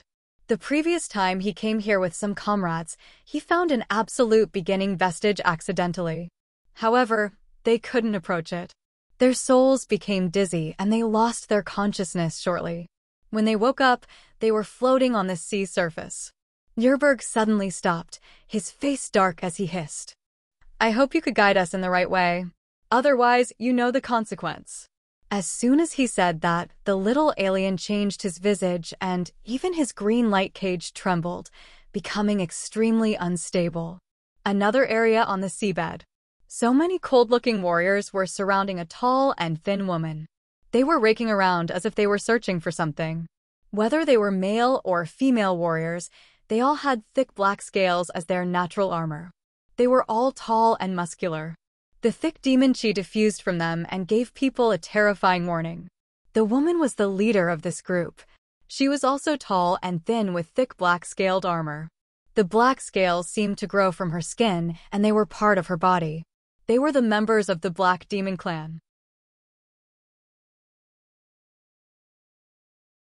Chapter 1417, Go Together.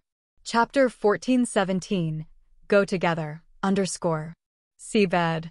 A flow of starlight zoomed fast like a meteor and headed in a direction. It flashed and then disappeared. The twinkling starlight was brilliant and beautiful, but it was also as dangerous as a cold sword. It felt even colder than the sea water. Swoosh! The starlight halted. Inside the starlight, Yen wore a solemn face and looked at the group of warriors with the thick demon chi in front of him. He changed his face and couldn't help but shout. Black Scale Clan. He used to fight against the Demon Clan in the endless sea of Grace Mainland. He thought about those warriors with black-scaled armor. However, it was a surprise that he could see the members of the Black Scale Clan deep under the Sea of Annihilation. He was bewildered. However, watching carefully, he found that they were different from the Black Scale Clan. The black scales on their bodies were smaller and more delicate. They seemed to be refined from real bones and dyed black. Also, the scales of the Black Scale Clan members looked as if they were made of metal. He was bewildered for a while but then reacted fast. He remembered Meiji used to tell him about a race. Immediately, he said, Black Demon Clan. The Black Demon Clan was one of the 7 great clans in the sea domain of nihility. They were famous for their combative nature. They were a clan that could give others a headache. No one wanted to provoke this clan. The woman from the Black Demon Clan looked as rough as a man.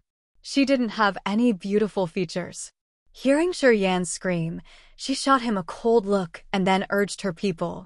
Don't delay our business. Keep on going. The male and female warriors of the Black Demon Clan looked savage. They glanced at Shiryan and then left quietly. They were leaving in the direction Shiryan had sensed earlier. Shiryan was also surprised. Pondering for a few seconds, he grinned and followed them neither slow nor fast. Farlow, why don't you kill him? Asked the hunky man of the Black Demon Clan. His body was like a black mountain with cold and dark aura. Telika, we're here to find the vestige. Don't cause more trouble. The rough woman turned around with a stern face.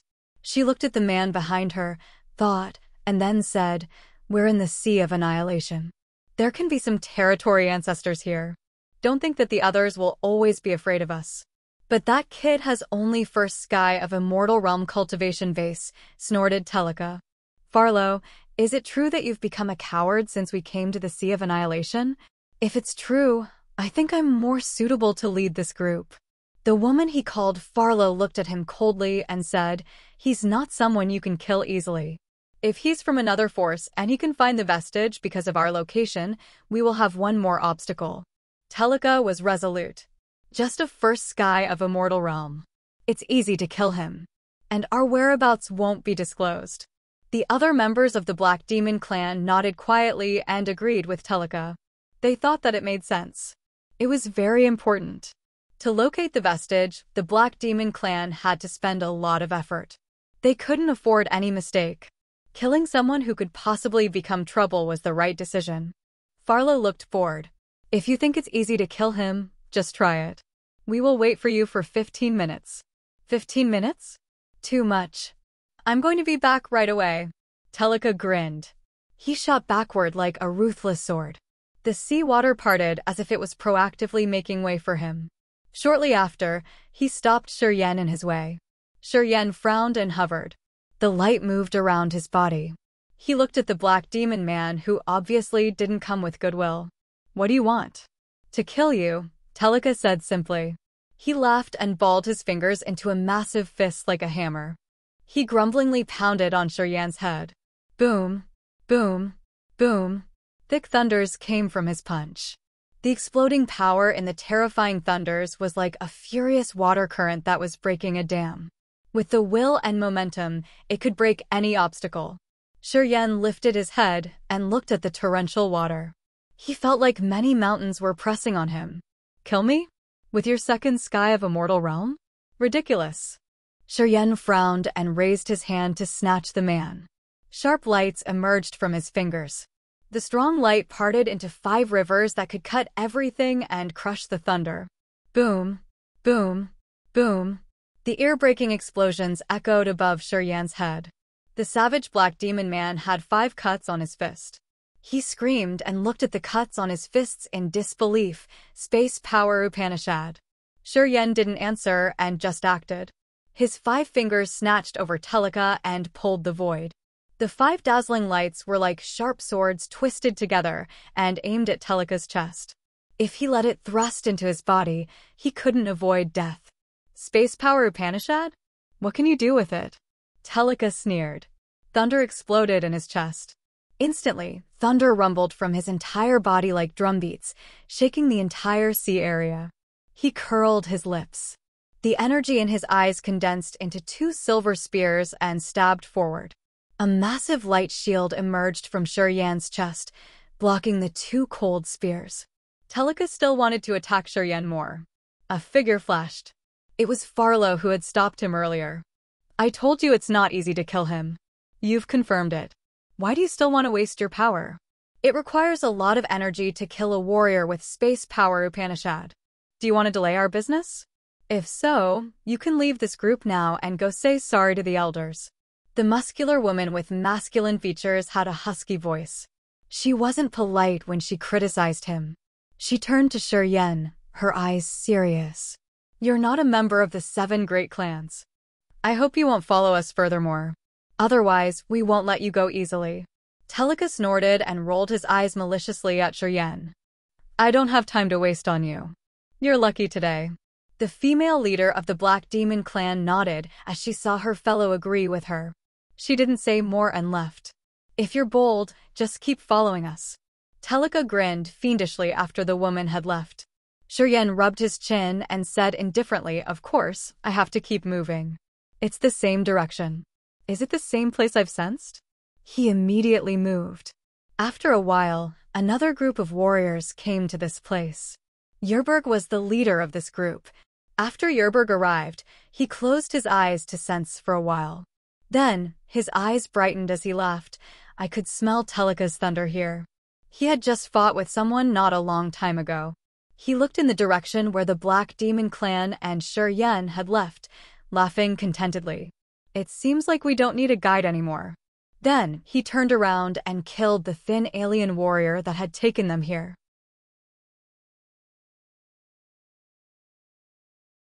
Chapter 1418, Cannon Fodder? Chapter 1418, Cannon Fodder, _ He's still following us.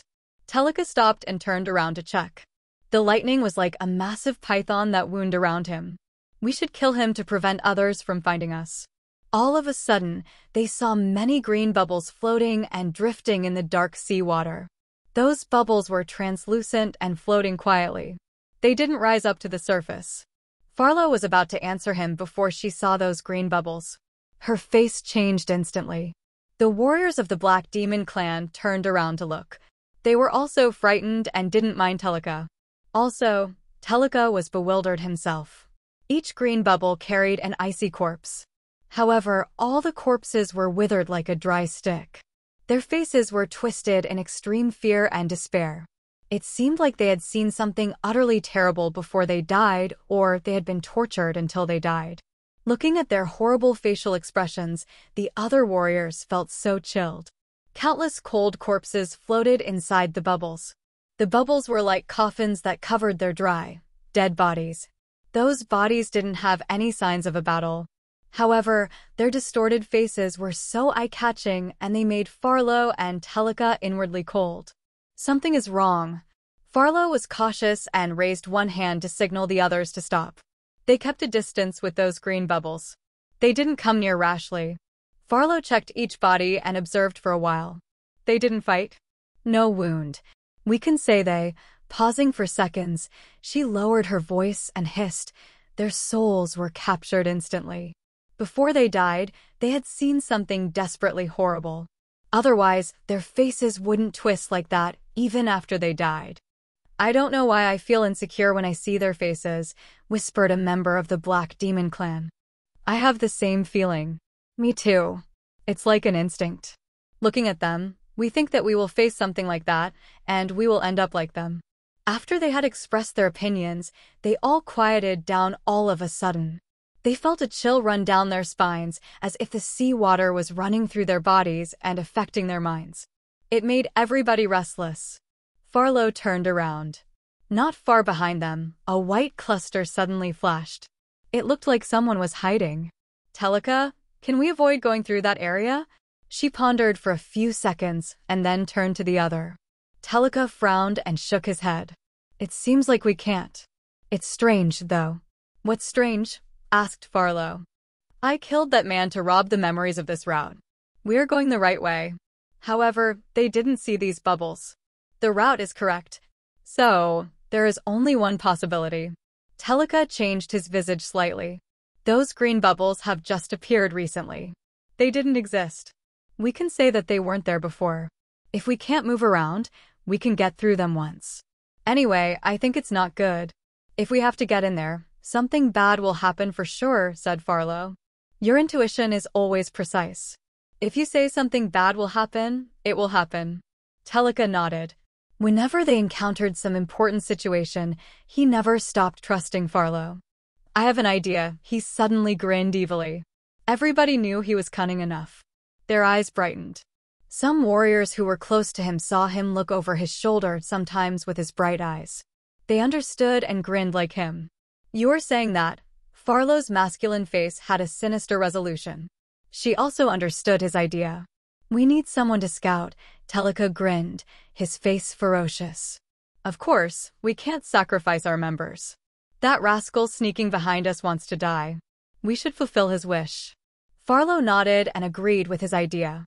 "He cultivates space power Upanishad. You can't handle him single-handed. We should." Before she finished, she halted, her face changing in fear. "Not good.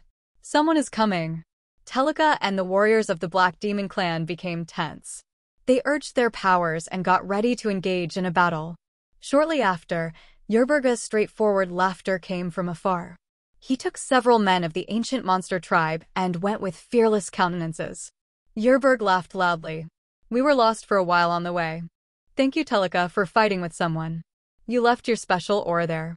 You helped me to get back to the right route." Telika grimaced. "Yerburg, you're here for the vestige too." "Of course," Yerburg laughed casually. "Don't think that only you guys know about this."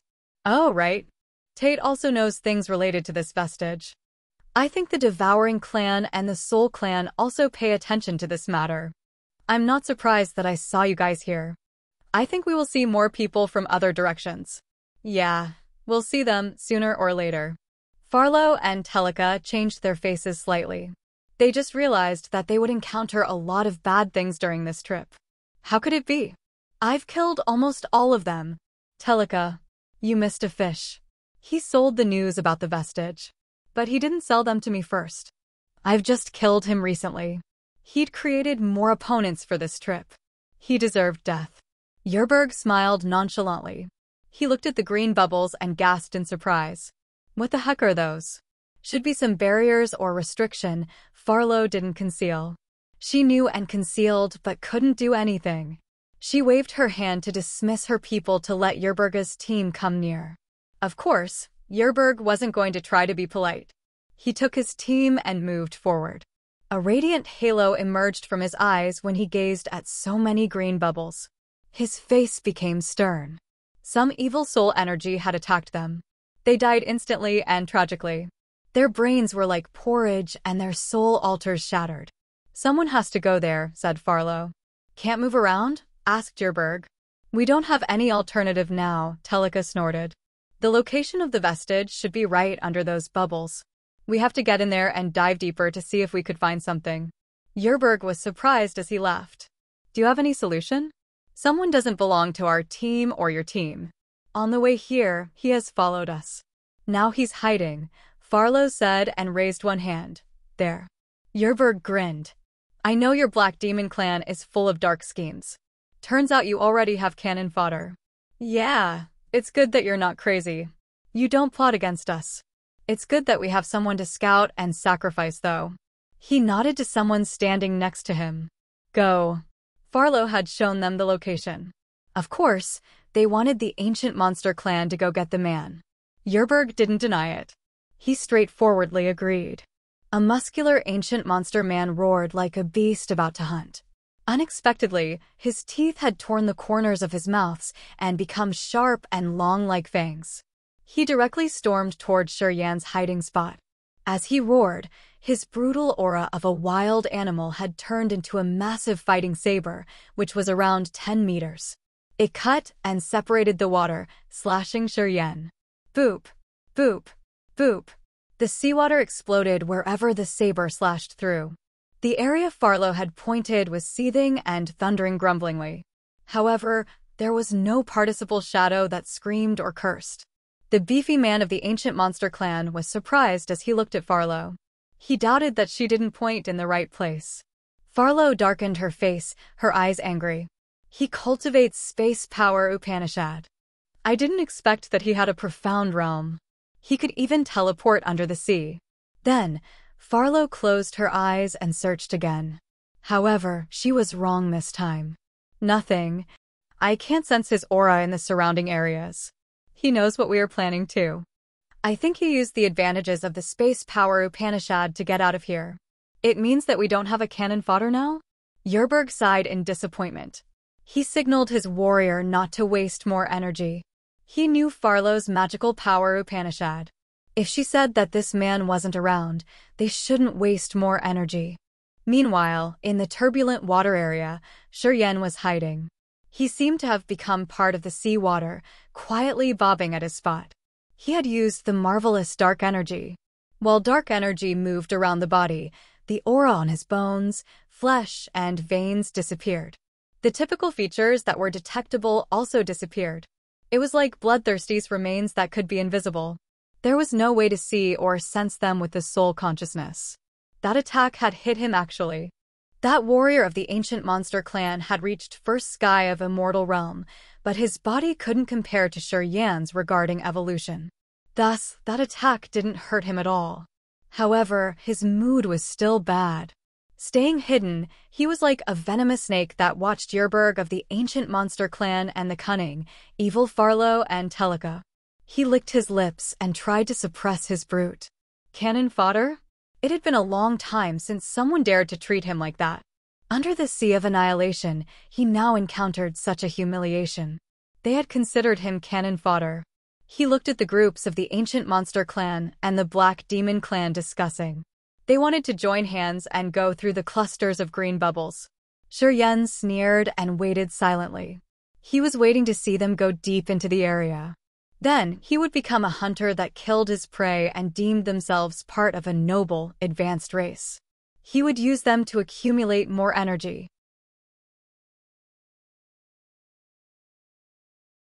Chapter 1419, Sly Change. Chapter 1419, Sly Change, _ Countless crystal green bubbles floated like a silent green lantern or so many strange, evil eyes watching the others intruding. Each bubble carried a desiccated corpse, which had probably endured something utterly terrible before they died with a desperate and fearful face. "Everybody, watch out," Farlow reminded. She was a woman with a body that was even brawnier than a man's. At this moment, she was covered inside so many white light layers. Her light protection looked like an egg that continuously released strange soul energy fluctuations. It seemed like she had sent so many wisps of soul consciousness to check around. The members of the Black Demon clan gathered by her. Telika stayed furthest away from her, but it was just around 20 steps. They were actually creating a formation with Farlow as the center. Yerberg led the ancient monster clan and tried to stay away from Farlow's group to avoid any possible dispute. Slowly, they moved toward the green bubbles. Farlow had a rare mind power Upanishad. She was sensitive to the soul consciousness and energy.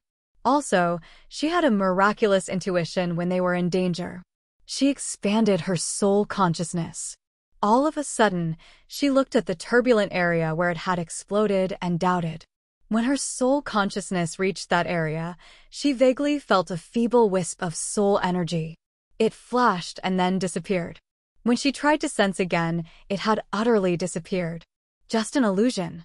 She shook her head and suppressed the doubt in her mind, continuing to search through the green bubbles. Shiryen was tense while hiding in his secret spot. He became more cautious.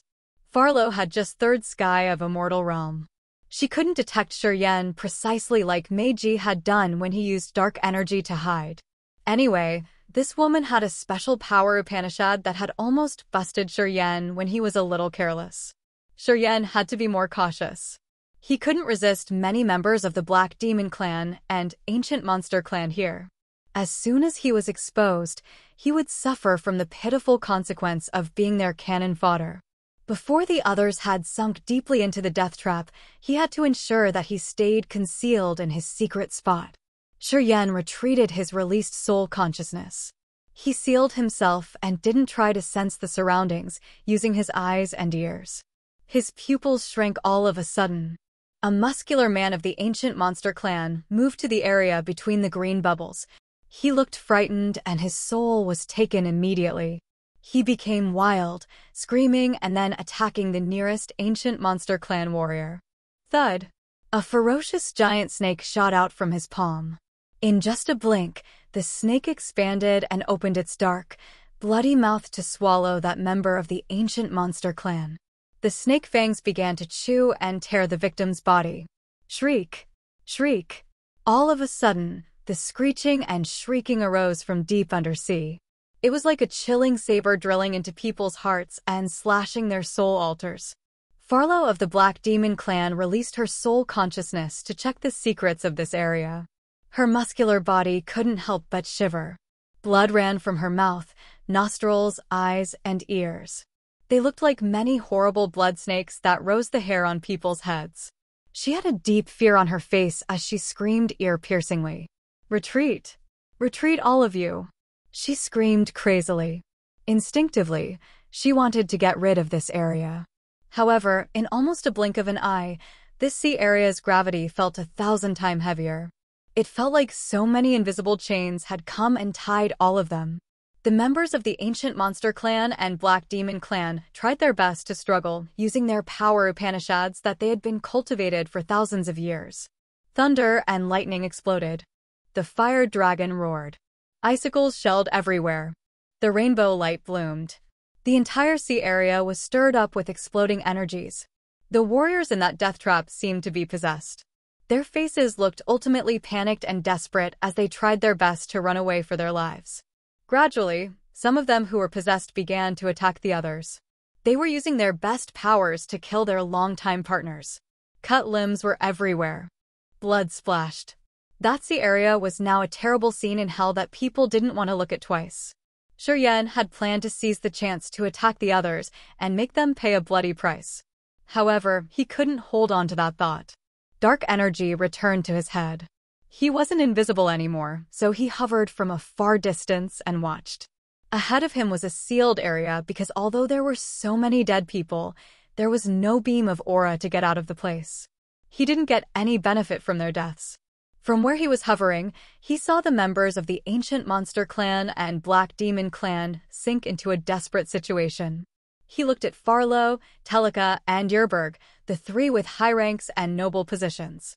They were using their blood and power to urge their treasures and turn into 3 lightning bolts, trying to get rid of the place. He didn't know that Farlow, Telika, and Yerberg were the outstanding characters in their clans. They had received focused training and they had life protection secret treasures that Territory Ancestor Realm experts had refined for them. Farlow was squeezing a glass ball in her hand, which had many brilliant lights. Telika was holding a long spear with lightning drawings. His spear was wiggling like a snake. Yerberg was wearing sparkling gold armor. At this moment, his armor had some fine cracks. All of them were excellent warriors in their clans. With the life protection treasures bestowed from their precursors, they tried to make a way out of that evil sea area. They had fear in their eyes that they couldn't hide. They looked at their fellows slaughtering each other until death. Slowly, the dead warriors sank deeper to the seabed in that area. The desperate gleam on the faces of the dried corpses inside the green bubbles seemed to change quietly. Now, they looked mocking somehow. It was like they were brought back to life and releasing evil energy that affected those who dared to intrude just a moment ago. Shortly after, that sea area quieted down. Blood diluted in the seawater. The fellows that Farlow and Yerberg had brought here all sank into the seabed. It became silent again. Farlow, Telika, and Yerberg were petrified. Seeing their members die tragically, they were extremely frightened. They didn't dare to move toward that area one more time. Shuryen was around 100 meters away from them. They saw him, but they didn't make a move. They just observed the sea area ahead. A long time after that, Farlow pulled herself together. The fear in her eyes hadn't dispersed yet. "We can't go in there with our own power. We don't need to stay here and waste more efforts. We're going to return and report to the Superior." Yerberg didn't respond. He just gave her a nod. He knew that Farlow was right. The dangers in this area weren't something that they could survive. If it wasn't because of the divine weapon they had received from the precursor in their clans, they would have had the same consequence. They would have become one of those corpses sinking over there. Yerberg turned around to look at Shuryen. His face changed. "It's you somehow." Shuryen looked calm as he proactively walked to them. "Are you going to retreat?" No one paid attention to him. Although Shuryen had special power Upanishads, his realm was too low. He had only first sky of Immortal Realm, and he wasn't from the 7 great clans. Farlow and the others were hurt. While they were worried and irritated the most, Shiryen reappeared and approached them. He gave them strange thoughts. Was he seeking death? Are you all mute? Frowning, Shiryen looked at Farlow and said, "What did you sense in there? I know you have a strange power, Upanishad. You must have perceived something." Hiding in the dark while the members of the Black Demon Clan and the Ancient Monster Clan were wounded, he had released the soul consciousness of the Co-Soul. He felt that familiar aura and the magical call from the deep area of the sea one more time. However, the intimidating soul consciousness that had killed the Black Demon Clan and Ancient Monster Clan members wasn't the familiar soul he had sensed. It made him more cautious and dare not to intrude the area. "I'm curious. How can you hide where I can't find you? Besides space power, Upanishad, what else have you cultivated?" Farlow didn't answer but asked. "I asked first," said Shiryen. Farlow's rough face grew impatient and hot-tempered. "What are you? You're at first sky of Immortal Realm only. You're not a member of the 7 great clans either. Do you think you deserve to talk to me? Meiji didn't come with you here?" asked Yerberg all of a sudden. Listening to them, Farlow and Telika were bewildered. They turned to see Yerberg. "This fella is called Shiryen. He rode the high waves on Dragon Lizard Star." "Yeah, you're right. He's the lucky guy with the wisp of a soul of an absolute beginning creature. I'm curious why Meiji hadn't refined you on the way. I know that because of Batum, Meiji wouldn't hesitate to pay any price to reach the Territory Ancestor Realm." "Well, as she didn't kill you, does she like you?" asked Yerberg in a low-pitched voice. Farlow and Telika were startled. They looked both surprised and greedy. "So? You guys want to refine me to take the absolute beginning creature soul I got?" Shiryen felt ridiculous. Meiji failed. "Do you think you can do that?" Meiji failed. They were astounded. Farlow and Yerberg were at 3rd sky of Immortal Realm, but they weren't at the peak. Telika had only 2nd sky of Immortal Realm cultivation base. Talking about credit or realms, they couldn't compete with Meiji. If Meiji failed, would they fail too? He was just a junior at 2nd sky of Immortal Realm. How could Meiji fail? If she didn't fail, why was this fellow still alive? All of them were so suspicious because of Shiryen. They weren't so sure if he was saying the truth. "Someone is coming." Shiryen changed his face and turned to look in the direction behind him. "Should be the members from your 7 great clans. It seems like everybody knows about the absolute beginning vestige. You are just a pioneer group." "Well, the group with the worst luck." Yerberg, Telika turned to look at Farlow. Farlow was skeptical and shook her head. "I can't feel anything. I'm not sure if he is telling the truth."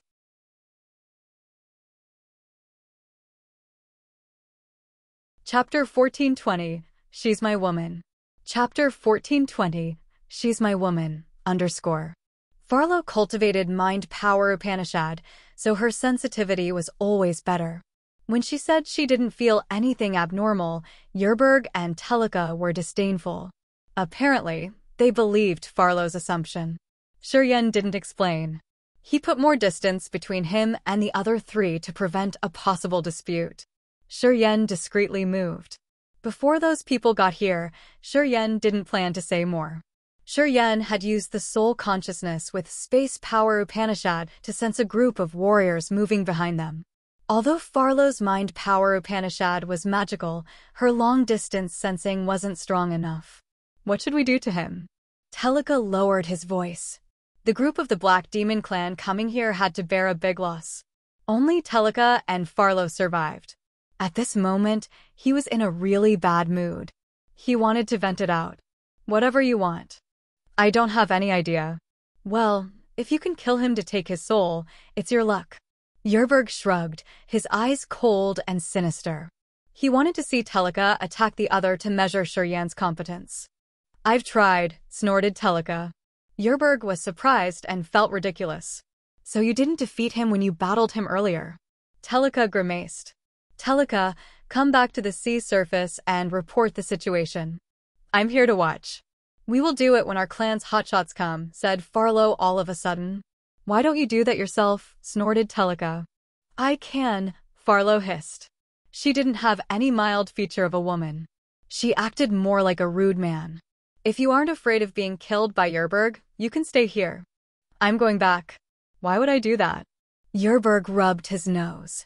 His face was as if he was being treated unfairly. Telika discolored as he suddenly remembered that Yerberg was here too. Moreover, he had third sky of Immortal Realm, which was one level higher than his.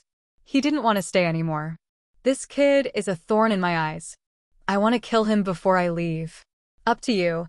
Farlow didn't think it was a big matter. However, as soon as she finished talking, her face changed. No! It was the first time she was frightened. She turned to Shiryen, her face baffled. Someone is coming. As soon as she said that, Telika and Yerberg were also fearful. They turned to observe Shiryen in surprise. Although he was too far away from the coming people, he could sense them beforehand. He was more precise than Farlow. From this feature, they could tell that he wasn't ordinary at all. Telika wanted to kill Shiryen, but now he had to put this thought aside, frowning and hovering. 10 minutes later, a group of 6 warriors with exquisite, shining armor came. They moved like quiet spirits in the water. Their leader was a woman wearing a thick and complicated set of armor. The gold, bright yellow, and orange-red lines created patterns of the sun, flowers, and flames on her armor. Her armor covered her slender, straight thighs, her ample breasts, and her wheatish skin tone. She kept her shoulders, flawless abdomen, and half of her long legs covered. Following her were 5 men in dark armor. Their auras were calm and cold. Their eyes were brilliant with divine lights. Shiryen was startled at a first glance as he mumbled, "Mysterious Sky Clan." The mysterious Sky Clan woman with sexy clothes looked around 30 years old. She had tender, lovely facial contours, her eyes twinkling. Peak of Immortal Realm. At first glance, Shiryen could see her real realm. He became cautious. Lingmei. Farlow was surprised when she saw who came. Her eyes flashed as she snorted. I didn't expect the mysterious Sky Clan to come here. And it's you, unexpectedly. It seems like you guys are interested in the absolute beginning vestige a lot. Farlow, Yerberg, Telika. The mysterious Sky Clan woman called Ling Mei gently nodded to the 3 and said their names. She looked nonchalant as she spoke relaxingly. Why are only you here? The other 3 kept silent with grimaces. Well, of course, they didn't come here with only these people. Unfortunately, 1 hour before you came, all were killed. Yeah, right in between those green bubbles. Shiryen intervened, pouting at the area ahead of them and speaking indifferently. Shut up, bellowed Farlow and Telika. Shiryen chuckled.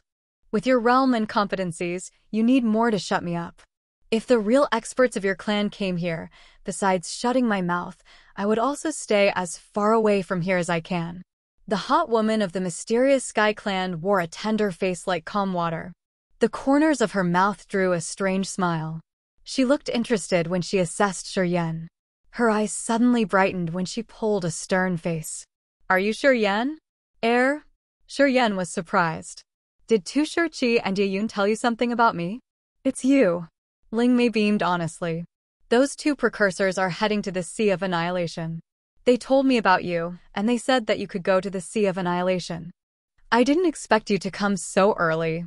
Lingmei pulled a stern face and introduced herself. I am Lingmei, the one who's in charge of the Sea of Annihilation in the mysterious Sky Clan. If you meet any trouble, don't hesitate and just come see me. I'm sure I'll try my best to help you. Farlow, Yerberg, and Telika discolored in fright when they heard that. Now, when they turned to Shiryen, they all had odd countenances.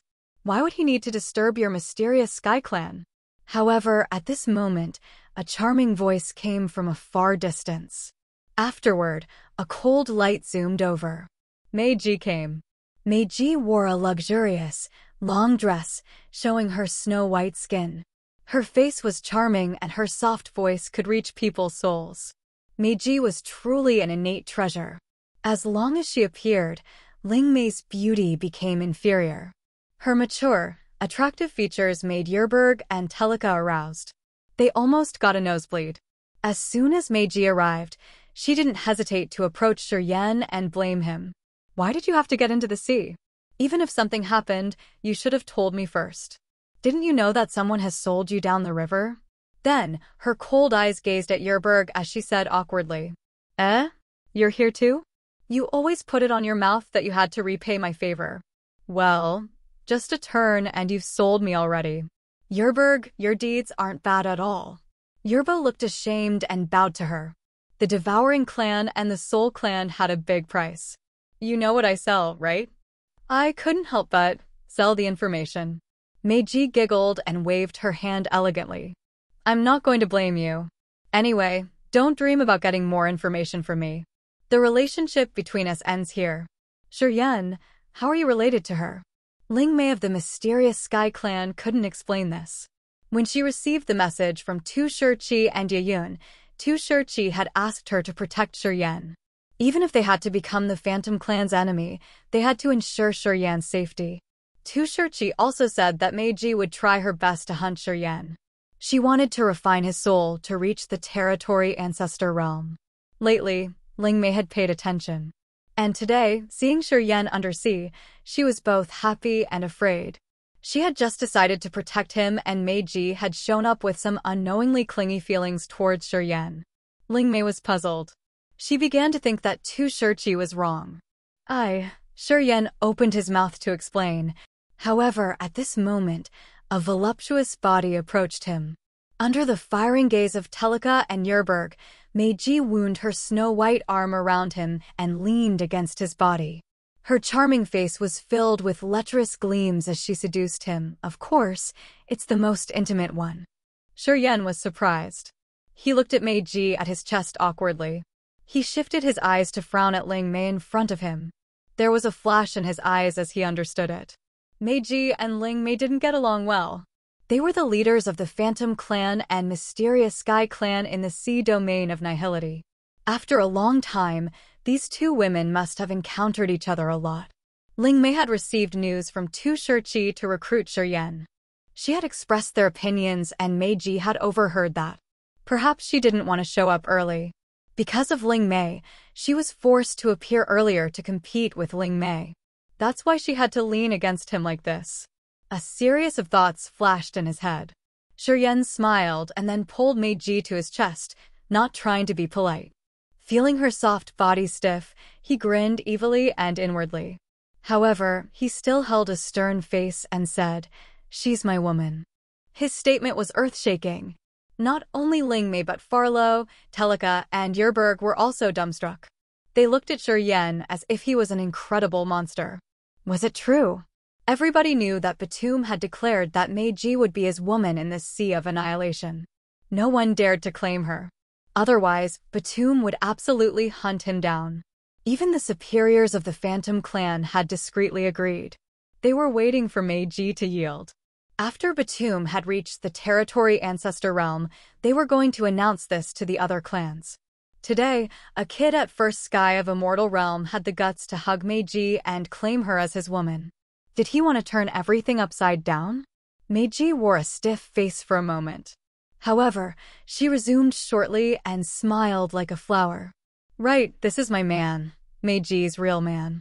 Damn you, kid. It's you who courts death. You dare to exploit me. Wait for Batum to mince you. She could feel Shiryen's big and rough hands squeeze and rub her butt cheeks. Meiji's body stiffened. She secretly gritted her white teeth and cursed Shiryen. Meiji, are you kidding? Ling Mei was surprised. Everybody knows that you and Batum being together is inevitable. If you do that, you will trouble Shiryen and yourself altogether. Are you sure? She turned to Shiryen and said solemnly, I guess you don't know the thing between her and Batum. Batum has dark energy. He's at the peak of Immortal Realm and he's just a step away from the Territory Ancestor Realm. He's the sort of man who would seek revenge for the slightest grudge. If he knows this, you will have to struggle a lot. The corners of Shiryen's mouth twitched slightly, but he was still calm and silent. He had prepared. After he found Audrey and located the territory entrance, they were going to return to desolate territory immediately. He didn't know if he would return to see Domain of Nihility again. Even if he did return, he wouldn't be at his current realm when that happened. If so, why would he be afraid of that Batum?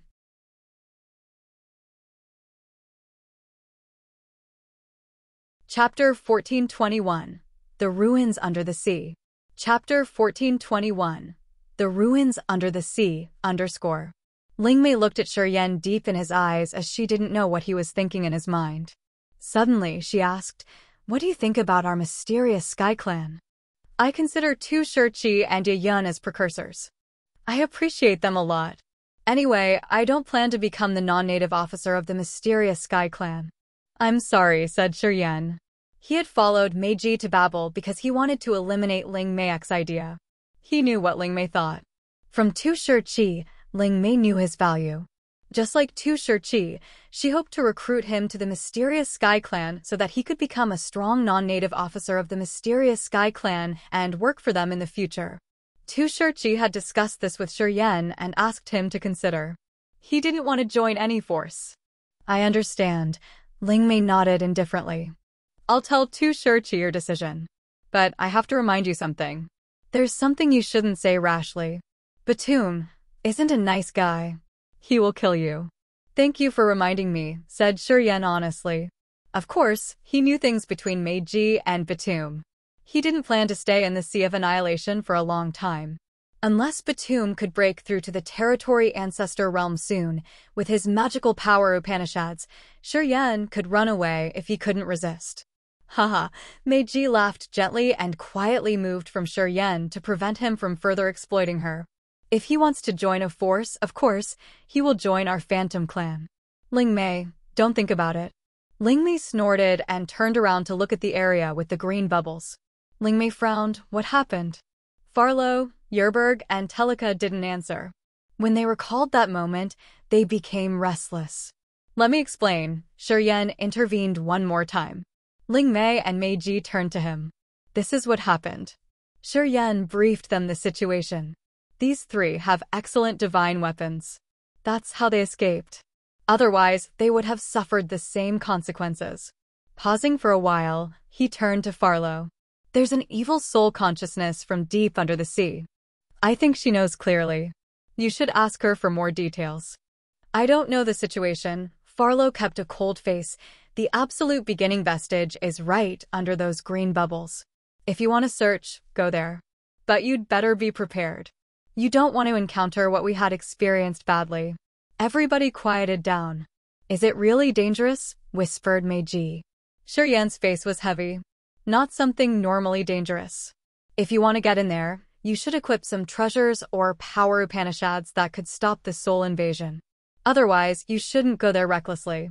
As soon as he said that, Meiji's expression was also heavy. "How could you get here?"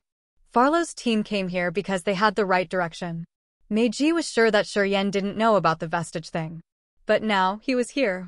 Meiji couldn't reason why. Of course, Shuryen wouldn't tell her that he had followed the call from deep under the sea to get here. He made an excuse. "I just wanted to check around to see if I'm lucky. Then, I saw those sneaky people. As I didn't have anything to do, I secretly followed them here."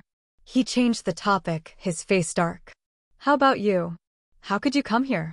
"I knew you came to the seabed. I was worried, so I went after you. I met Ling Mei's team along the way. I followed her until this area," said Meiji with a smile. They exchanged looks as they knew that they were hiding things from each other. However, they were wise enough not to ask for more. "What to do now?" Telika looked at Farlow. "Should we retreat or wait for a while?" Yerberg was alone here. He also hesitated because he knew that he couldn't do anything here. If he couldn't get through that area, waiting here was just a waste of his time. Shortly, Farlow, Telika, and Yerberg had made up their mind. They decided to leave and follow the old way to return. A strange change happened right at this moment.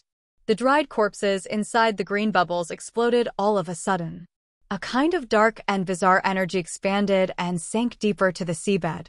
Shortly after, the vast area was no longer full of green bubbles. Yerberg was closest to that area. He moved directly. He didn't find any danger. With a shocked face, he immediately barged into the area and bent his body to observe the underneath. Countless green bubbles sank rapidly. The exploded corpses had become pure energy that fell like light dots. Those light dots were like stars in the sky. While they were falling, they had become magical absolute beginning symbols. It seemed like the green bubbles were the eye of some formation. While it was falling, somewhere deep into the seabed suddenly glowed in brilliant halos. Deep under the sea, a group of vague but grand buildings emerged. Everybody was bewildered. They looked at Yerberg and then observed underneath to see the vague lines of many buildings. At the same time, Shiryan's mind was shaking hard. He could feel the urgent call from deep in the seabed. It was the unique whining call of the absolute beginning creatures. He had heard it from Hui. Today, that voice came directly into his sea of consciousness. That voice was too vague to get the message. Shiryan guessed that someone wanted him to go to the seabed. He discolored and hesitated for the first time. He didn't know what was down there. If it was an absolute beginning creature, no one here could be able to resist. Even if it was a weak absolute beginning creature, still, no one here would be able to resist its attack. From the tragic death of those members of the Ancient Monster Clan and Black Demon Clan, Shiryan was sure that if there was an absolute beginning creature, it didn't have any good intention. At his realm, if the absolute beginning creature aimed at him, he would be killed faster. Even if he had space power Upanishad, he couldn't save himself. Should he go there? Come here. What are you waiting for? Meiji waved at him and looked thrilled. The absolute beginning vestige is down there. I saw a grand palace. Although it's vague, I'm sure it's colossal. Shiryan pondered and gritted his teeth as he decided to go and check. Once things went wrong, he would retreat immediately. Although he thought so, he didn't dare to go directly. He began to arrange something. The sea water around him foamed and created a bubble. Shiryan used his space power Upanishad to check for a while.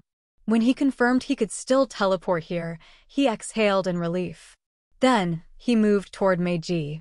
The bloody scene was now calm. People lingered there for a while. Eventually, they couldn't help but start to sink. The water pressure suddenly increased. Their light protection was pressed and got deformed. Gradually, Shiryan felt suffocated. While lowering to the seabed, it felt like he had a mountain on his back pressing on his bones. His entire body ached. He turned to Meiji. Meiji was fine. The light cave protecting her body was pressed toward her perfect body, but it wasn't affected too much. Pondering for a while, he was about to urge the power of his blood to transform. Come here. Go with me. It'll be fine for a while, said Meiji. Shiryan was bewildered. He smiled and didn't deny her offer. He flew toward her and the radiant, colorful light cage parted to let him in. It also swelled up to make more room. The two of them squeezed in the egg-like light protection, their shoulders touching. Shiryan could take in the charming fragrance of her body, and he could feel her voluptuous body's heat. You know Batum? Asked Meiji. Shiryan was surprised and shook his head. No, I don't. Don't lie to me. Meiji hissed through her gritted teeth. When Lingmei mentioned Batum, you didn't look surprised. I'm sure you know him from Yulian. I'm curious. If you know Batum's realm, why did you tease me? You're not afraid of death. If I can make you mine, it's worth my death, Shiryan shrugged. You know that's impossible, Meiji giggled. The aura on her body gradually became cold. It meant that she was still cold as usual. Well, you proactively leaned against me. I think no normal man can resist that. If I refused, how embarrassed would you be? Shiryan was calm and said, I don't care who Batum is. Anyway, after I found Audrey, I will leave the Sea of Annihilation and the Sea Domain of Nihility. Even if Batum is invincible, how can he trouble me? You want to leave? To desolate territory. Meiji suddenly had a gleam of sadness in her heart. I've not done with you yet, and you say you're leaving. Done. Shiryan pulled a cold face and turned to her. He didn't try to be polite. Perhaps you've forgotten the lessons. But you should know that with your current condition, you still need a little more to trouble me. It's true that I'm not fully recovered. Anyway, do you think that I don't have any solution? Meiji was enraged. Shiryan snorted and didn't quarrel with her. He pulled himself together to observe the underneath. A massive light dome like an arch of heaven slowly emerged. The area under that dome was grand and imposing like an ancient ruin. As the light dome was protecting them, the ruins weren't soaked in seawater. The light dome had so many bloodlines, which were like connected ditches. A pungent smell invaded their nostrils. Shiryen frowned and observed. He was startled when he found it. Those bloodlines are bloody streaks of the warriors who were killed recently. It's some sort of blood sacrifice. It requires blood to activate the light dome. You mean we can get in there? The green bubbles disappeared because of those who were killed earlier. Their blood was enough to activate this thing. Meiji caught the keywords. Shiryen nodded. How did you know that? Meiji was so surprised. Intuition, said Shiryen. It was actually his intuition. Looking at the light dome as big as the arch of the sky and the ancient buildings that were now in ruins, Shiryen had a familiar feeling. Shiryen had glanced at the blood streaks on the light dome and somehow, he knew that some sort of blood sacrifice was needed to activate that thing. This feeling was strange, but Shiryen thought it was true.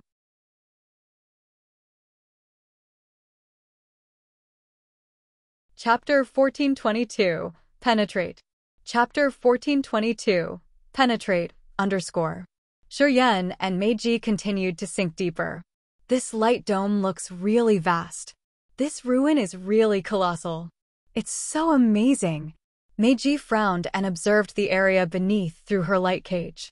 She turned to Shiryen. Do you feel better now? Shiryen smiled. The water pressure is so formidable. You've been in the Sea of Annihilation for many years. You must have gone down here several times. Why didn't you find this vestige? I've explained it to you.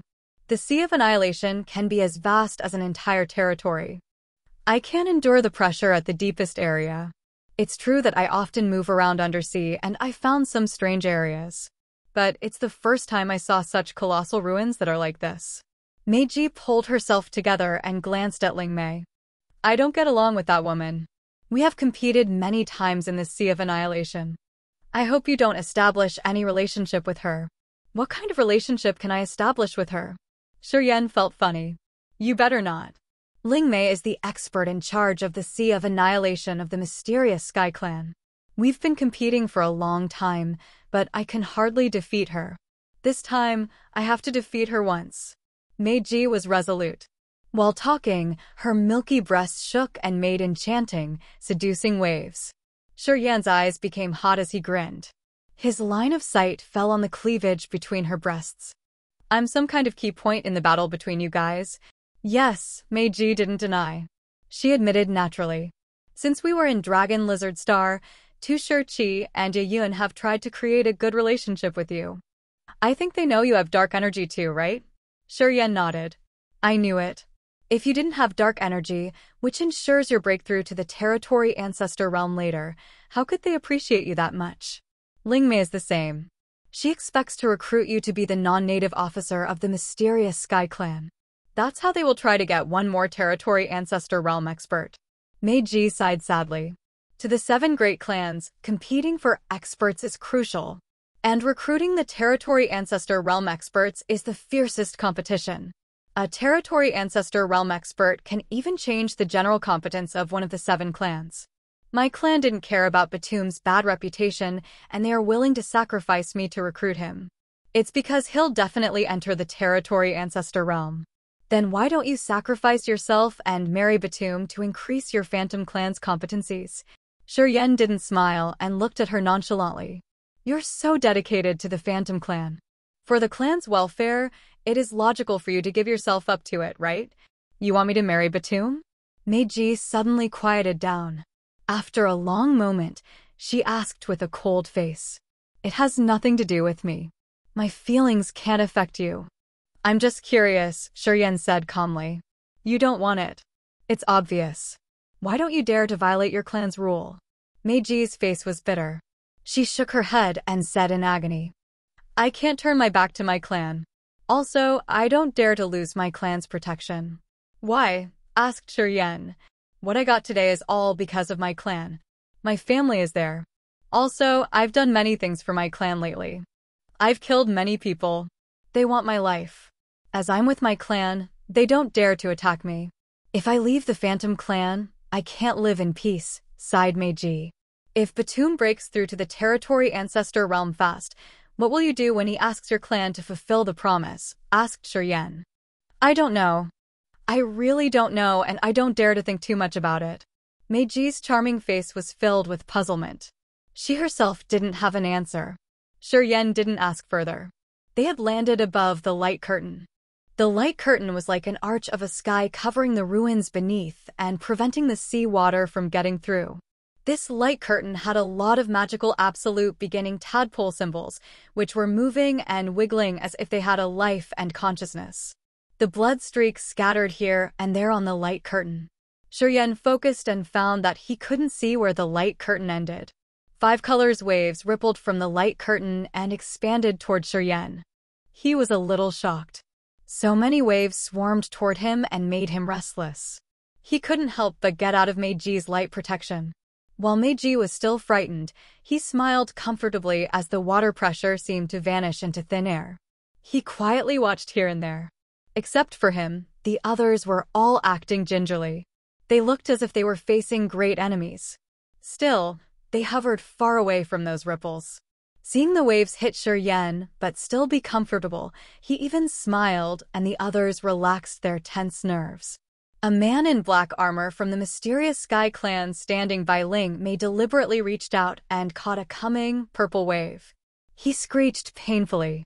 Everybody looked at him in fear. They saw the flesh on his arm melt and leave only a piece of white bone. The light purple wave swarmed over and covered him entirely. Shortly after, he was no longer breathing because he was now a white skeleton falling into the bright light curtain. His frame became bone dust and blended with the sea water, washing away. Ling Mei couldn't help but scream ear-piercingly, "Move. All of you. Get away." Except for Shiryen, the others didn't need her to remind them. All retreated away as if they saw a ghost in daylight. They were all pale as they looked at those colorful waves. All of them looked aghast. Now, only Shiryen stood there inside the ripples. He didn't even look a bit troubled. Farlo, Telika, Ling Mei, Yerberg, and Meiji stiffened. They looked at him as if they were watching a monster. Meiji was bewildered for a while and then said, "Shiryen, why are you still okay?" Shiryen had seen the brutal accident happen to that member of the mysterious Sky Clan. He knew why people were skeptical, but he didn't explain. Grinning, he immediately plunged through the light curtain. Magically, the light curtain seemed to make a slit for Shiryen to go through. On the light curtain, the waves rippled and expanded. Ling Mei and Meiji were so wary of them. They couldn't help but retreat, trying to use their power Upanishad to break and prevent the terrible attack from the colorful waves. "Meiji, you know him well. Do you know what he did to get through the danger?" Yerberg screamed. Meiji frowned. "I just asked, but he didn't answer. I'm like you guys. I don't know anything." "What makes him different from the rest of us?" asked Farlo of the Black Demon Clan. "I heard that this man has a wisp of the soul of an absolute beginning creature. It's what I got." Yerberg initially told the others what he knew. He understands the powers of the dark energy. Hesitating for a while, Ling Mei told the piece of information she had.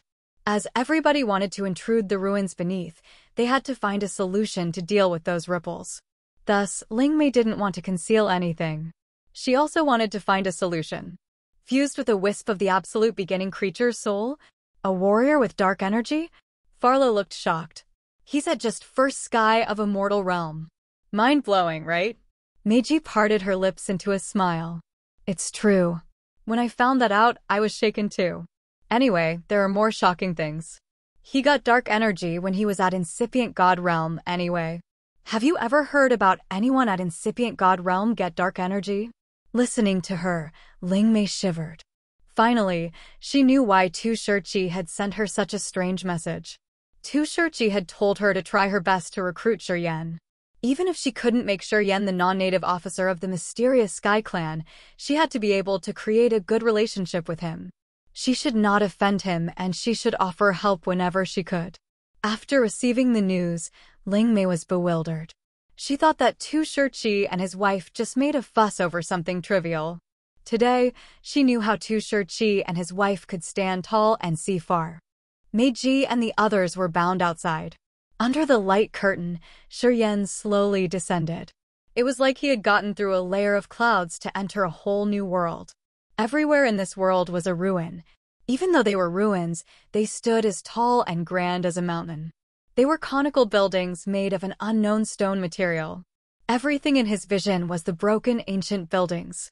A strange energy wandered around his body and got into his sea of consciousness. That energy came from the ripples. The reason why he wasn't hurt was because those ripples were actually dark energy. As his body was tamed with dark energy, he could absorb it. Dark energy was a sort of negative energy. It was very different from other kinds of common energy. However, Yan's body wasn't affected. He lifted his head to see Ling Mei, Mei Ji, and the others fluttered as he grinned. Concentrating, he released his co-soul and sensed the aura or something that was calling him. Shortly after, he got his direction. Yan didn't mind the others who were very astounded on the other side of the light curtain, heading toward an area. He was slow at first. Gradually, he accelerated. Deep undersea, Audrey was heading toward the vestige. Innumerable souls covered her like a big black cloak. Why do you suddenly want to go deep undersea? Minghong turned into a ghostly shadow and floated on her should. He was using power to make departed spirits and brutal souls cover her, saving her from the formidable water pressure.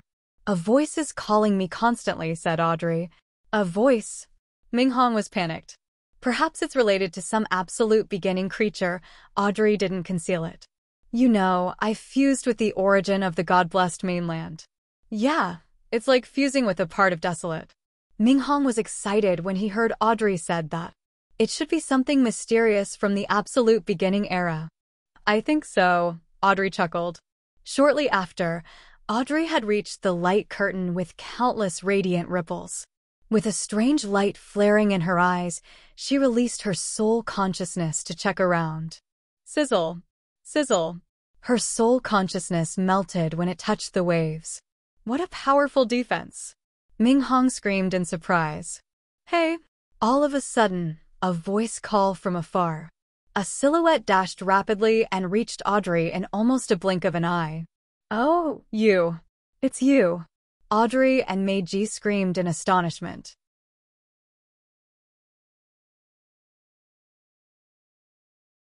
Chapter 1423. Meet Old Friends. Chapter 1423. Meet Old Friends. Dozens of thousands of gray souls hovered around Audrey like innumerable clusters of clouds. It looked like she was wearing a long fishtail dress with souls like waves on the hem and scales on the body of her dress. Each of those souls emitted a dangerous aura. The 7 brutal souls had resized and turned into precious armor on her shoulders, waist, and back. If one didn't look carefully, he couldn't recognize them. Especially at her left shoulder, Minghong was just as big as a small palm. He crouched so people thought he was just a small flower decorating her dress. However, at first glance, Meiji knew what it was. After screaming, Meiji had strange light in her eyes. She immediately lowered her voice and said in astonishment, Sing had refined dozens of thousands of souls and even 7 brutal souls for several thousand years. You got them all? Meiji discolored before Audrey answered because she suddenly recognized another possibility. She acted as if she was facing the archenemy. Ice began to appear on her body. You're Sing, aren't you? She hissed and felt panic-stricken. Audrey had only incipient God realm cultivation base. She was the most suitable object for Sing to possess. With dozens of souls gathering around her, Sing could have robbed Audrey's soul. I'm not him. Audrey was surprised, but she acted fast. She turned to look at Minghong and felt lucky. Without Minghong, a precursor in her clan at incipient God realm, even if she could use all of her power, she couldn't absorb dozens of thousands of souls that Sing had spent thousands of years to tame and refine. She wouldn't have had such a marvelous encounter. Prove it, Meiji was cautious. She doesn't need to do that, Minghong snorted. His small body was swelling like a balloon. Shortly after, he became more than 100 meters tall and hovered like a demogorgon above Audrey's head. This woman is hurt badly. She hasn't recovered yet.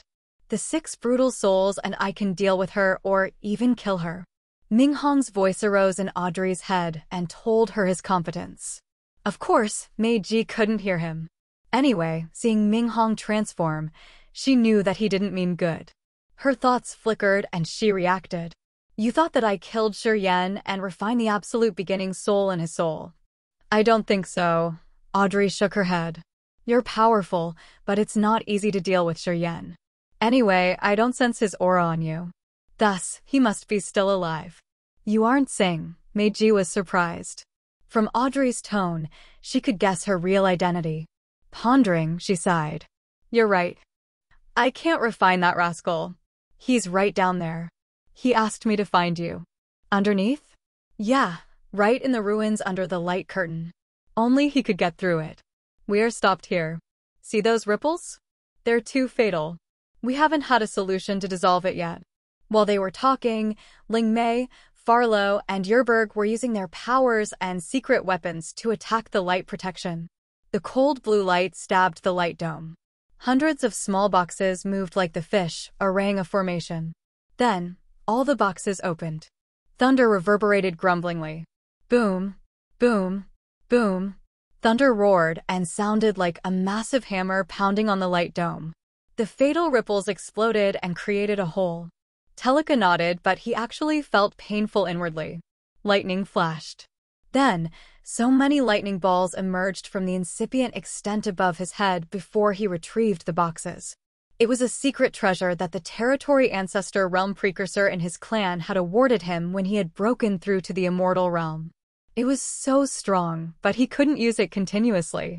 It was his life protection treasure anyway. While trapped in those green bubbles, he had used this treasure to escape. He had used it once. And today, to eliminate the dangerous waves, he had to use it again. He successfully created a crack on the light dome. As soon as the crack appeared, Teleka hadn't reacted yet when Yerberg grinned and plunged through the crack first.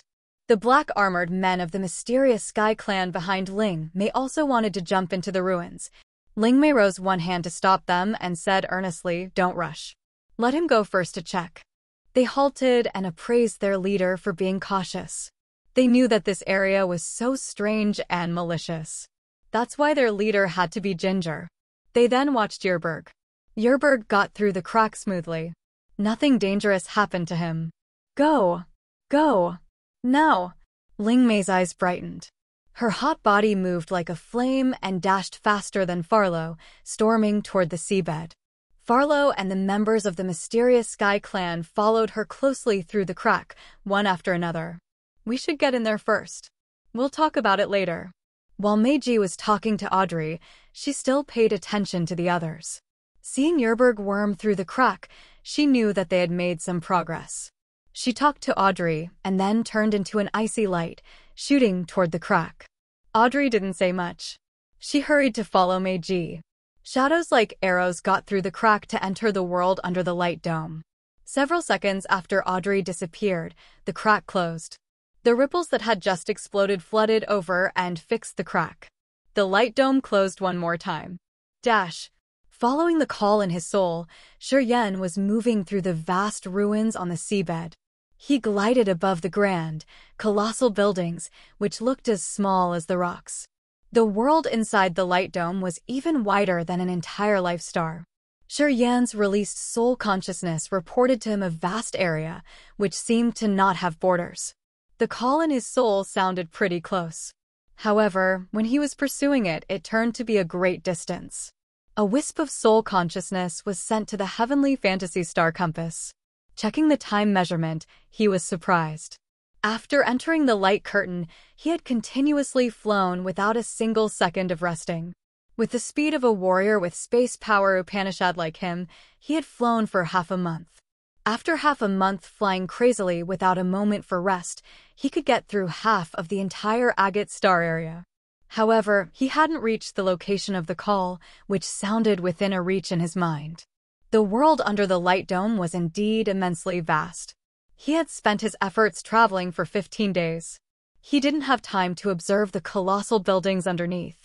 Also, as he hadn't noticed those ancient ruins, he didn't know they were built in many strange shapes: an egg, a cone, a tower, and something bizarre. They were really different.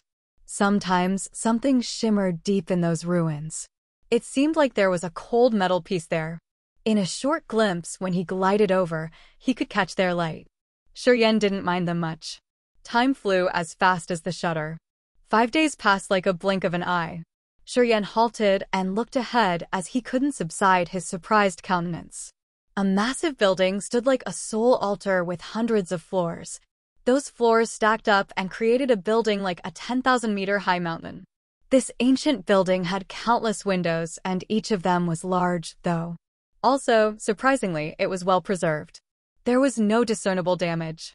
The archaic soul altar-like building was shimmering in a metal gold light. Countless magical tadpole symbols were like billions of fish swimming on the building unceasingly.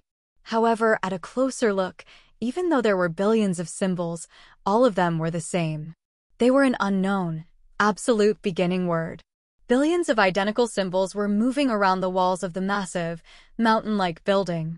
That building looked like a huge fortress that reached the sky. While the symbols were moving, they lit up the entire building and glowed in a cold halo that could threaten the souls. Shuryen looked at the building from a far distance.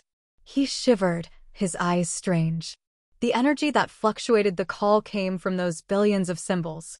While they were swimming around, the call ran directly into his sea of consciousness. An archaic sound that was replaying endlessly shook his co-soul on the tier of heaven flames. This vibrant call had burst his heaven flames. Thud, thud. 2 sounds of the rock being lifted arose from the ruins beside the ancient building, but they weren't really loud. Shuryen was sensitive enough to check it. Discoloring, he pulled himself to observe the area, which was relatively close to him. The 2 persons that shouldn't be here emerged from the pile of rocks. They lifted their heads and screamed in fear, Shuryen. God Lord Brian. Ming Hao. Shuryen was so frightened that his heart almost jumped out of his chest. Brian, the chief of the God clan, and Ming Hao, the soul-controlled chief of the bloodthirsty force.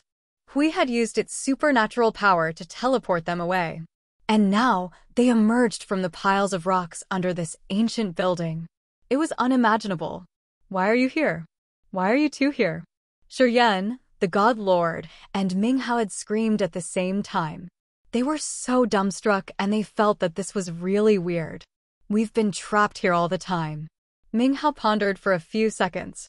He stood on the rocks, still in his soul form. While he was talking, he lifted his head to look at the colossal building with countless swimming absolute beginning symbols. He said with respect, "We weren't here at first. Brian had received a call, so we tracked it down and came here. We want to solve this riddle. Anyway, after dozens of years, we couldn't figure out anything." You also got the soul call? Shuryen was baffled. Brian the God Lord was sitting cross-legged. He glanced at Shuryen, his eyes strange. It turns out you came here because of the call too. Perhaps it's because the memory I got from fusing with Desolate wasn't enough to decode this mystery. Perhaps after I kill you and get your soul, I can get into the ancient building. He got up immediately.